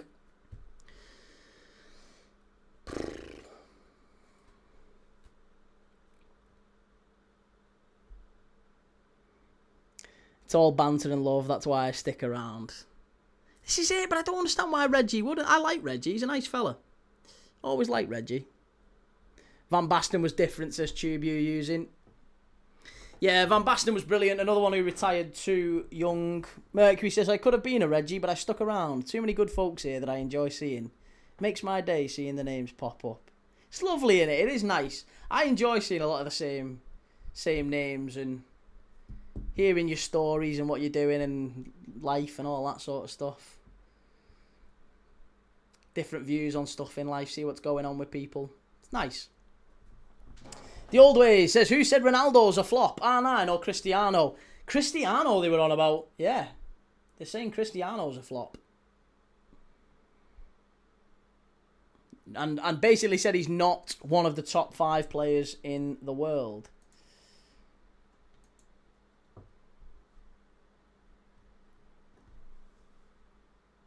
Oh, Gordon, great turn. Great run as well. Go on, Anthony Gordon. I think he's going to get a corner out of this as well. No, excellent defending from Croatia. I think it's going to be an offside anyway. Ronaldo should be nowhere near that Portugal side. Insults people's intelligence. Would you have him up front for Liverpool? I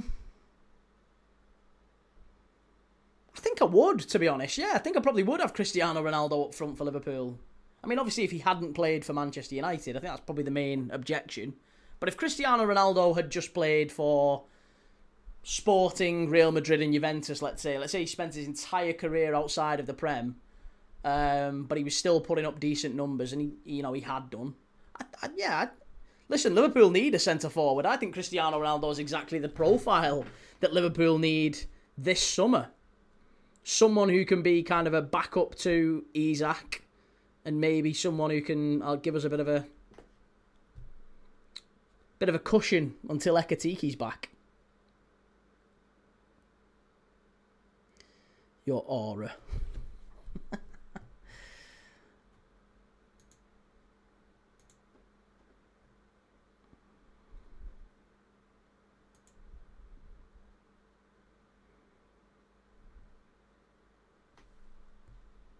You'd have him off the bench at best now, surely.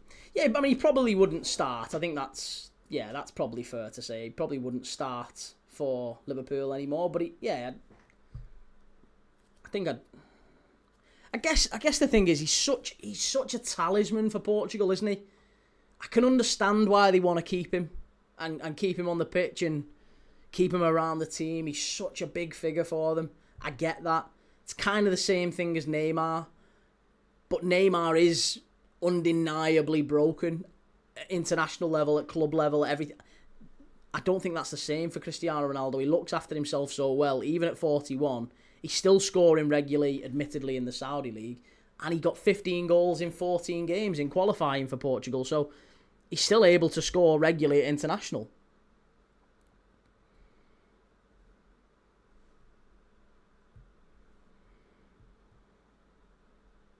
Tube you're using, you don't need Cristiano at Liverpool. We need a centre-forward. We do need a centre-forward. Joke, he just blocked a cat. Right, to be honest, I've no problem people coming in and that was just repetitive and annoying. It wasn't even come in and talk football by all accounts, but just my goodness me. Dirty Lead says one bad game today and all of a sudden he's crap, give you the head a wobble. He hasn't scored for Portugal in 10 games. Messi just slapped a hat-trick. Messi is the GOAT. But isn't that mad that we have to look at Ronaldo through the lens of Messi? I think you can say that Messi's the better player, that's fine. I still think Ronaldo is one of the top 5 best players ever to play the game. And that's perfect. I think that's a reasonable opinion. The goals, the sheer numbers when he was incredible, when he was at his peak. Here's Anthony Gordon. Strike. Good block from Croatia.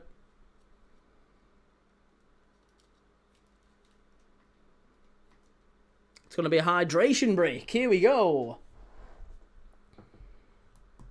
The Old Way says, so we're comparing him to Messi, the greatest player of all time. Second to that isn't bad. Agreed. Yeah. That's kind of my thinking with it. He hasn't scored for Portugal in 10 games, says Gamer Guru, but he scored a lot of those games were friendlies. He got 15 goals in 14 games in qualifying. I still think he's a wonderful player. Messi puts the team on his back. Ronaldo puts his ego onto the team. Listen, however you want to dress it up, he's still been part of some unbelievable teams over the years. He's still won everything there is to win multiple times. He's got one of, if not the best, goal-scoring record. And he's done it in a lot more leagues than Messi as well. He's done it on a cold and wet, windy night at Stoke. Not saying that Messi couldn't, but, Ronaldo has. I'm not arguing that he's better, but I think there's a comparison there. That's all I'm saying. Adam says Ronaldo looks through the lens at Messi. He's in his head rent-free. I know, but wouldn't he be? Wouldn't you? Wouldn't he be with you? If you were Cristiano Ronaldo and you were competing, of course you would compete with Messi. Of course you would. If I was Cristiano Ronaldo, I mean, that would be a big problem immediately. There's some things he's done that's at odds with my values in life anyway. But just talking about from a football point of view, yeah, I would massively have a sense of like insecurity about Leo Messi, and I'm sure Messi at different points probably felt the same about Ronaldo. That's what drives them on. That's, Pep Guardiola talks about how Jurgen Klopp helped City to become the greatest ever team, his best ever team. I'm sure that Messi would say that Ronaldo drove him on, and maybe Ronaldo would say that Messi drove him on. It's the Becker. Was it Becker and Agassi?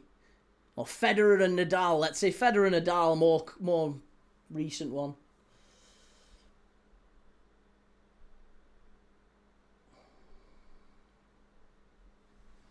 Messi's son Lamin is in the GOAT convo. He matched Ronaldo's stats in less time.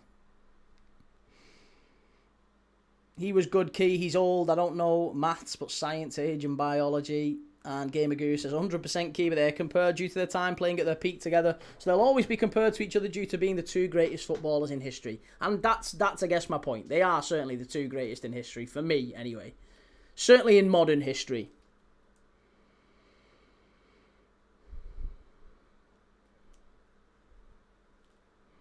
Adam says, Gamer Guru Maradona was a god of white lines and handballs. The old way says, Keys never scored on a cold, wet night in Stoke. He got 2 goals against them, both at Old Trafford. Maybe we're wrong. That's put a flaw in my fly in the ointment there, hasn't it? Liquid Laser, come on, Bellingham. One more for the FPL lad. Well, Rashford has come on. Anthony Gordon has gone off.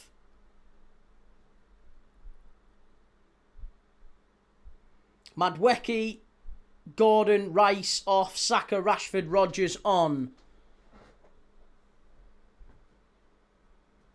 Bold changes these, says Rob. I mean, yeah, that's again probably fair to say. It's been a type of game that you would normally, if this was England under Southgate, I think you probably would have expected some defensive changes now. Instead, Tuchel looks set to go for the 4th. Desperately need a Croatia shot on target here. Perisic, hit it, lad. Come on, give me a shot on target.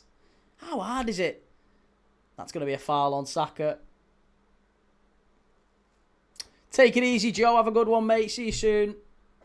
CR7 only had 1 trip to Stoke, to be fair. Not like he had a long history of struggling there. Well, in all the time in the Premier League, he's only ever actually played 1 game at the Britannia. Sarah, are you doing the USA versus the Aussies on Friday at 8 PM? I am indeed. Next games that I am doing are... tomorrow I am doing... Obviously, Colombia, Uzbekistan kicks off at 3 AM. So I'm skipping Ghana versus Panama. I'm live for Uzbekistan, Colombia at 3 AM in the morning. And then back up for Czech Republic versus South Africa at 5 o'clock. 2 of the oldest managers in football history in the World Cup. Miroslav Kubek and Hugo Bruce. So we'll be watching Czech Republic, South Africa. That's a 5 o'clock kickoff tomorrow night. And I'm going to miss Switzerland, Bosnia. I'm also going to miss Canada versus Qatar. I might do Canada versus Qatar. I'm not sure yet. And then Friday, I'm doing Mexico, South Korea at 2 AM. USA, Australia, 8 o'clock. Scotland, Morocco, 11 o'clock. And then Brazil, Haiti, I think, is 1:30 AM kickoff. Are you keeping to these games, Key?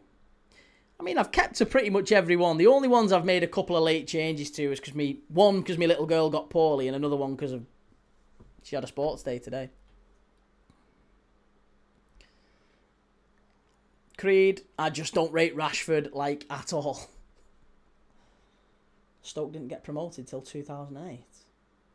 Really? That feels so late. I thought they were much further on. Adam says, Saka, let's hope he proves me wrong, but he's struggling with an ankle injury. He's had a poor season. He looks like he's lost a yard of pace, Saka, whenever I've watched him. Certainly this season. Maybe the injuries have taken the toll. Maybe he's carrying an injury, I don't know, but he's always looked like he's lost half a yard. He was lightning quick at times. When he first kind of switched over to that right-hand side in the last couple of years, he was really, really strong. Little burst of pace, little acceleration that would take him away when he cut inside. Doesn't seem to have that. Or not as much, anyway. Croatia down the right-hand side. Gets the wrong side of Nico O'Reilly. Strike! And that's the shot on target we were waiting for. Go on. There you go. Excellent. England now on the counter. Croatia win it and back through to Pickford. Luke, hope she enjoyed Sports Day. Did you do the dad's race? She loved it. Yeah, she absolutely loved it. Didn't do the dad's race. The parents stuff got called off because one of the parents collapsed. I think that they're okay now. They put an update in the group saying they're fine, but there was an ambulance called. One of the parents collapsed on the touchline. I don't know if it was the heat. Someone said it might have been a diabetic coma. I don't know. But something, basically, one of the parents, we was watching the Sports Day and all of a sudden there was just a commotion behind us. And, yeah, poor fella was lay on the floor, keeled over. Kieran says, daughters for chicken pox, got a few extra days off work, but actually stay up for later night game. Finally.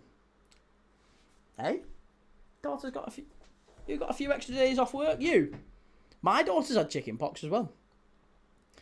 The Old Ways says, the pay rise curse. He's pretty predictable, Saka. He's like Sterling, always cutting in onto his left. Mercury says, Saka's problem is that hamstring problem. Took a ton of his pace. And Gamer Guru, Saka struggled to evolve his game. Love the guy. He's a wicked person, but once most people figured out he'll cut in on his left, they doubled up on him and he kind of got neutralised. The old Cody Gakpo syndrome. I don't think there's such an issue, though, with players cutting in onto the stronger foot. Gakpo does it, Saka does it to great effect. Salah's basically had an entire career doing it. Iron Robben did. Iron Robben never, ever, ever, ever, as far as I can remember, went up the touchline.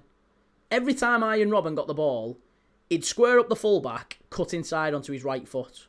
Every single time. Or cut inside onto his left if he was on the right-hand side. It's going to be a corner to Croatia. Yeah, mate, took a few days off work, so I might get the chance to watch the late night games. Good lad. Good lad. Yeah, it's everywhere at the minute, chicken pox, isn't it? Creed, was it you, Key? It wasn't. I wasn't feigning injury just to try and get out of the dad's race. No. I was all up for it. I'd have happily done the dad's race. I was egg and spoon champion back in the day, so I was hoping to teach him a thing or two. Strongest foot is solidified. Yeah, Robin always did it. I don't see an issue with it. It's one thing knowing what a player is going to do and entirely another being able to stop it. Pires did it. Pires used to do it, didn't he? Pires was incredible. Always cutting in on his right foot. So some players do that. Some players cut in. Some players tend to go up the touchline. Some players can do both. Doku can do both. In fact, if you look at the best wingers around, Lamine Yamal very rarely goes up the touchline. Michael Olise plays out wide, cuts in. Cole Palmer plays out wide, cuts in. Vast majority of players that are really, really good, one of the best wide players in the game, tend to cut inside. But I do agree, it does, if you've not got real flair and pace and raw pace, then that makes it a whole lot harder, and Saka has lost a bit of an edge. The Old Way says, I think doubling up neutralises it with these players. Salah a couple of years ago could smash past 3 or 4. Saka isn't as good. Love the wee man, but he needs more. Also, maybe needs better from whoever's in the number 10 spot. I think that's maybe a factor for Saka as well. He's been playing on the right, and Odegaard's not been at his best for so long. Eze sometimes hasn't been great either, and that just makes the middle very congested, doesn't it? If their movement isn't good, then when Saka does cut inside, the middle of the pitch is too congested, so Saka's running into bodies a lot of the time, which means he ends up playing it back or losing it. If Odegaard is maybe running off him and running into the corridor or dropping deeper or maybe going beyond the striker, give Saka space to run into. You need your number 10s to be very smart movement-wise, and I think maybe Odegaard's been guilty of that with Saka, and that's affected Saka to a degree as well. Maybe if you get a better number 10 or... You never know. Better system, different system, Saka could thrive again. The death of the 4-4-2 ruined touchline wingers. Robben was one of the most predictable footballers. However, nobody could stop him. I loved Robben. He was incredible. Jed Spence on for Bellingham. Yep, edge of the box for Croatia. Strike over the bar. What is Pickford diving for there? He's so annoying, Jordan Pickford, isn't he?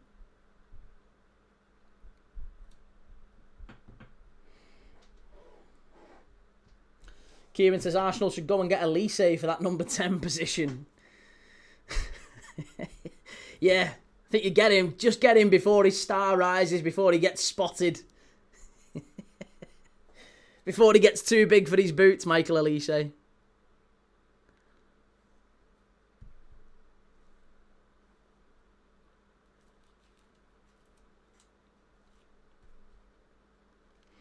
That's been the problem for us, Jelly. Sorry, the old ways. That's been our problem with Wirtz. I think the reason Wirtz hasn't thrived for Liverpool is because we've had Salah and Gakpo both running into the middle at the same time. So Wirtz, when he does get the ball, he's like, I've got like 9 players around me. Whereas if you've got wingers who stay wide, like Jan Diamand, and maybe if we have Rio Ngamoa and Jan Diamand on the wings next season, they will stay very, very wide. What a pass! What a ball! Oh, what a save! Jed Spence very nearly making it 4-2. Excellent pass, that. Who played that ball? If that was Declan Rice or Saka, I apologise to Arsenal. That was an unbelievable pass. Who played that pass? I've got to wind that back. It was that good.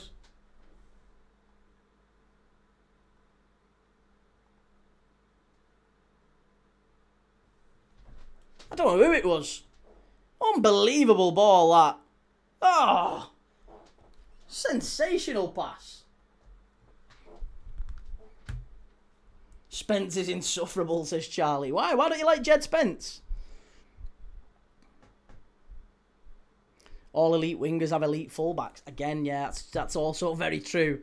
To what extent is Kvaratskhelia and Dembele, afforded great performances by the likes of Mendes and Hakimi backing them up and covering them and maybe stretching the inside for them to give them space. Charlie, I'm a Leeds fan, terrible bloke. Oh yeah, there was an issue with Spence and Leeds, wasn't there? I remember that. What exactly was it again? I'll have a look at it after the stream, but I do remember there was an issue with Spence and Leeds. Yeah. I can't remember the ins and outs of it exactly. To every Beckham, there's a Neville. True. What's Pickford doing? Fucking hell, he's had a bit of a nightmare here. James into centre mid now. Was it Reece James? Was that Reece James who played the pass? Massive ego and a terrible attitude. I mean, you could be describing most modern footballers there, to be fair, Charlie, couldn't you? I agree. Listen, I think that's... You want players who are a little bit humble, but often players who are told from an early age that they're the best players in their team and the very best, and they're going to make it, and then they get given millions and millions of pounds at 18 or whatever. Strike, easy that for Pickford. Yeah, they get millions and millions of pounds. Humility doesn't really come easy to these people. I think if you imagine, I don't know what you were like at 18. I don't even know if you are 18. But if you think to how you were at 17, 18. I mean, I wasn't a bad kid. But, you've got a bit more of an ego at 17, 18 than you do in your 30s. And I think if you got given if you got an unlimited pot of money and you just... I imagine you'd make some silly decisions. You wouldn't necessarily be influenced in the best, most wholesome way. You need good people around you. I think if you're If you're a footballer, you've got lots of money, you've got lots of women flocking round you, lots of businessmen trying to take all your money off you. Look how many footballers, it's a separate point, but look how many footballers from like the noughties are now bankrupt. Oh, this must be, absolutely must be. Rashford, finish it. There you go, 4-2. It's 4-2. Absolute wonder goal. Marcus Rashford's going to take his top off and have the Barca top underneath it and say, whoa, Mesqué on club. Mesqué on club. Marcus Rashford, he's still hunting that Barca move, isn't he? He's devastated that Gordon's got the move he wanted. But a great finish. And Rashford does what Gordon couldn't all night. I mean, in fairness, he got a lot more space than Anthony Gordon was afforded. But it's a great run. Bukayo Saka, simple pass really from Saka. And Rashford, I thought he'd actually messed it up. Cuts inside onto his stronger foot. I think we could have all seen that coming, couldn't we? He was never hitting it with his left. But a really composed finish from Rashford. Bottom corner, right foot. And into the bottom corner. Excellent goal. England 4, Croatia 2. 4 minutes to go plus injury time. And it might be that.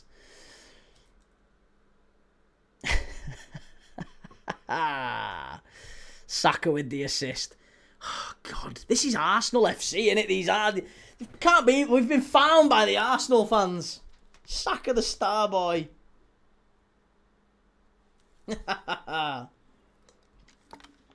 Hey, the 2 subs as well, says Naki. Yeah, listen.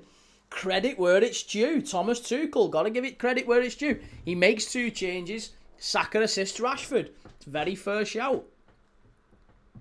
Subs making the difference. Got to give credit to Tuchel there. He can be yours for the low price of 2 easy payments of only £17 million. John Stones comes off. Who's he coming off for? Mark Gay. Not a bad replacement, is it? We're looking strong in attack. Naki says, but get Nico out. Why? Why do you want Nico O'Reilly out?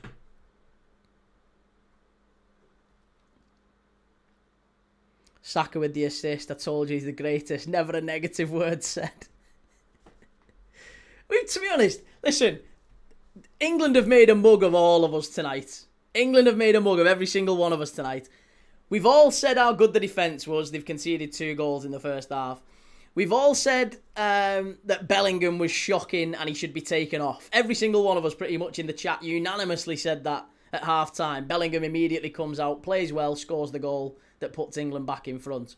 Every single one of us said before the game, Madueke, absolutely shocking. Can't believe he started. Terrible decision from Thomas Tuchel, who's probably been England's best player tonight. Noni Madueke. Big factor in the first 3 goals. Rob, not me. Behave, not you. You was one of the worst ones for saying it. You said take Kane off after that first penalty, Rob. Always said Rashford was class. Is this the best depth we've had in a while? I mean, listen, this is the hardest game England will play in this group. You would imagine it'll be 2 more wins with Ghana and Panama. If it's not 2 more wins, you'd be disappointed from an England perspective. You'd want 3 wins from 3. You'd probably want to blood the rest of the squad. Certainly going into that final group stage game against Panama, you'd probably want to give maybe a rest to the first team lads. Go and give some of the current mob a rest and say to the likes of maybe Morgan Rogers starts in that game. Maybe give Dan Burn a start. Maybe even get Eze amongst it. Put Dean Henderson in goal. Put Jordan Henderson and Kobbie Mainoo in midfield. Start with Ivan Toney at centre forward instead of Kane. That's probably what I would be doing for the Panama game in the final group stage match. Get Ghana boxed off, win Ghana, get secure promotion qualification, and then make sure we've nailed qualification and go and start the kids, start the B team. One of us, gooble gobble, gooble gobble. Naki says low key put Tony on. Tony and Watkins. Get Tony and Watkins on. Why not? 3-star says Key got 1 up for 100. Need Kovacic to get 1 more shot on target for another 3. Nice. Go on, lad. You need Kovacic's 2+ shots on target. That's a bold bet, that one. Sarah says, I'd still rather have Gay over Konza. Yeah, Ezri Konza, you'd want to start Gay in Stones, wouldn't you? England have got past the practical test. It's now time for the practice on the road. Yeah, this is the theory. Now see if they can cope against Harry Kane's hurt his ankle. 6 minutes of added on time. Harry Kane, get him off the pitch. Wrap him in cotton wool. Gvardiol, just give him a kick. He's all right. That's just a sore one for Harry Kane. He's not permanently hurt there. Creed, I think we can all agree that Pickford's been really shaky tonight. I think he should have done better on both goals. Certainly the first one. Bacciarina, I would say, is a certain Pickford error. Rob says, why is James playing at CDM instead of Mainu? Tuchel likes Reece James more than he likes Mainu. I think that's ultimately all it boils down to. It's the same reason that we've got Reece James starting at right back and not Trent. Tuchel fancies him more than another. It's not necessarily representative how everyone else thinks. There's a reason Chelsea didn't qualify for Europe this year, and there's a reason why Trent Alexander-Arnold's won everything there is to win and plays for Real Madrid. He's been in multiple Champions League finals, done the business. Reece James on the other hand. But yeah, Thomas Tuchel knows him, likes him. Mr. Al-Shamari, who's your man of the match, Key? Well, 5 minutes to go. I'd be interested to hear what everyone's is. Who is your man of the match? Get your answers in the chat. Mr. Al-Shamari's just asked it. Who's your man of the match for England today? Or Croatia, or either team, to be honest. I think you'd have to say Livakovic has been brilliant for Croatia. If I was naming my top 3. Do you know what? We'll do this for every game at the tournament. What do we think? Should we do this for every game at the tournament going forward? Top 3 man of the matches. I would say...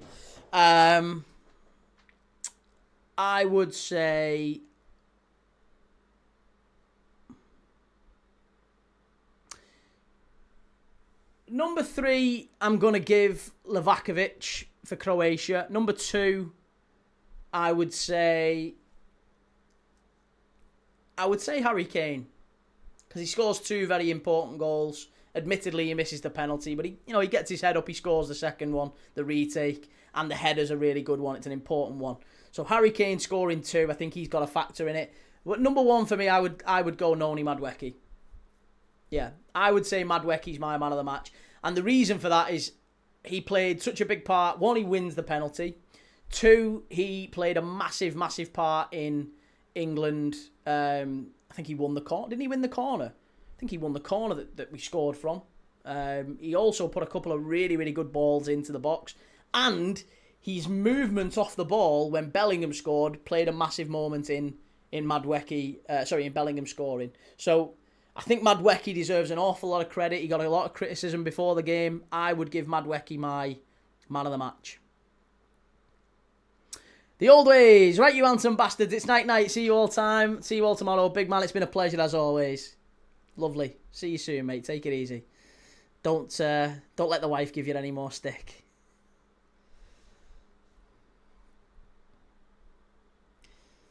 Kane. Paul Ralph says Kane as well. Adam says you're watching a different game. Harry Kane.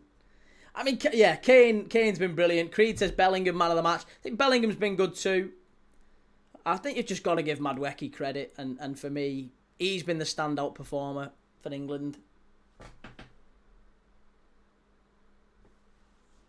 Certainly in the first hour or so. He comes off after 70 minutes. Gamer Guru, good thing it's called an opinion. It's Noni for me. I mean, hey, listen.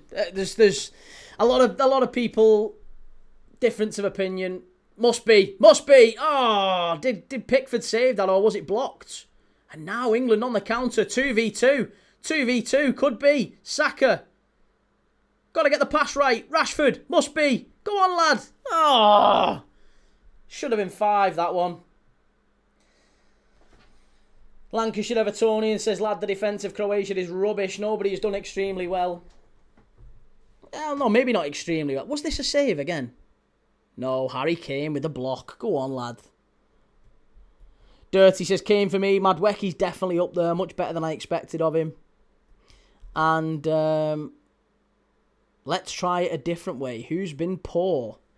Who's been poor? Pickford. I think Pickford, I would look at Jordan Pickford and say I think he should have done better with the first goal. I think Reece James hasn't been fantastic either, to be honest. John Stones probably as well in that first half. Yeah, looked a little bit ropey immediately. Again, maybe that's a lack of practice probably from John Stones. He's only played, or whatever it is, less than 500 minutes this season. So, you know, I'd probably say John Stones, Reece James. Declan Rice hasn't been brilliant either. Bellingham wasn't great first half either. Reece James, Jordan Pickford, John Stones, Declan Rice, maybe. Nico O'Reilly, yeah, O'Reilly wasn't great first half either. Again, you know, you could probably say that to a lot of the players in the first half weren't brilliant. It's been a bit of a game of two halves again with England. Rasta says, Key, are you watching the next game? I'm not watching the next game, mate. I'm not watching Ghana versus Panama, but I am live for the game after that one, which is Uzbekistan versus Colombia. So, hopefully, hey, listen, I don't know if you're going to be awake for it. Uzbekistan versus Colombia. It's a 3 a.m. kickoff in the UK. 4 hours from now, I will be live for Uzbekistan versus Colombia. That one's going to be a really fascinating one. Looking forward to seeing Luis Diaz. Kusanov as well. Manchester City's Kusanov. We can see whether or not the White Wolves of Uzbekistan can do it. Fabio Cannavaro, who lifted the World Cup, of course, with Italy. He now is the manager of Uzbekistan. So we'll be watching the Uzbeks against Los Cafeteros, the Colombians. So, yeah, if you want to join me for that one, I'll be getting up in about 3-4 hours, whenever it is. 4 hours. I'll be awake. I'm going to go and have a little nap. Going to go and have a couple of hours now. And I will be back in 2:45. 2:45 it is. Game starting. 3 o'clock kickoff in the AM. Gamer Guru says, Pickford's time as England #1 should be over. We need to get the next generation to have a shot. Honestly, I mean, listen, Dean Henderson, how old is Dean Henderson? Dean Henderson's been phenomenal for Crystal Palace this season. He's 29, still quite young for a goalkeeper. Jordan Pickford's what, 32, 33 nearly? 32? You know, they're both relatively young still for goalkeepers. James Trafford, 23. I mean, James Trafford is the next generation, isn't he, of England goalkeepers, but it's just whether or not he is ready for it. Anfield Vortex, good win keep. Very professional second half performance from England, says Will. Good stuff, lads. Listen, lads and lasses, really appreciate you all. Thank you so much. I will see you all in a few hours' time if you're joining me for it. Uzbekistan versus Colombia. If I don't see you for that one, then I will see you tomorrow, 5 o'clock. Czech Republic versus South Africa. I'll be live at 4:45 p.m. that one. We've got a PM game, 4:45 p.m. Czech Republic versus South Africa. We can see if South Africa can recover from the 2 red cards they got against Mexico. And I'll be following that game up with Mexico versus South Korea, which is a 2 a.m. game. I might even do the Canada versus Qatar one at 11 p.m. I'm not sure. But I'm certainly going to do Czech Republic, South Africa, and I'm certainly going to do Uzbekistan versus Colombia in a few hours' time. So do us a favour, everyone, on the way out. Hit like, give us a follow on TikTok as well. And I will see you all shortly. Take it easy. Have a nice night. Ta-da.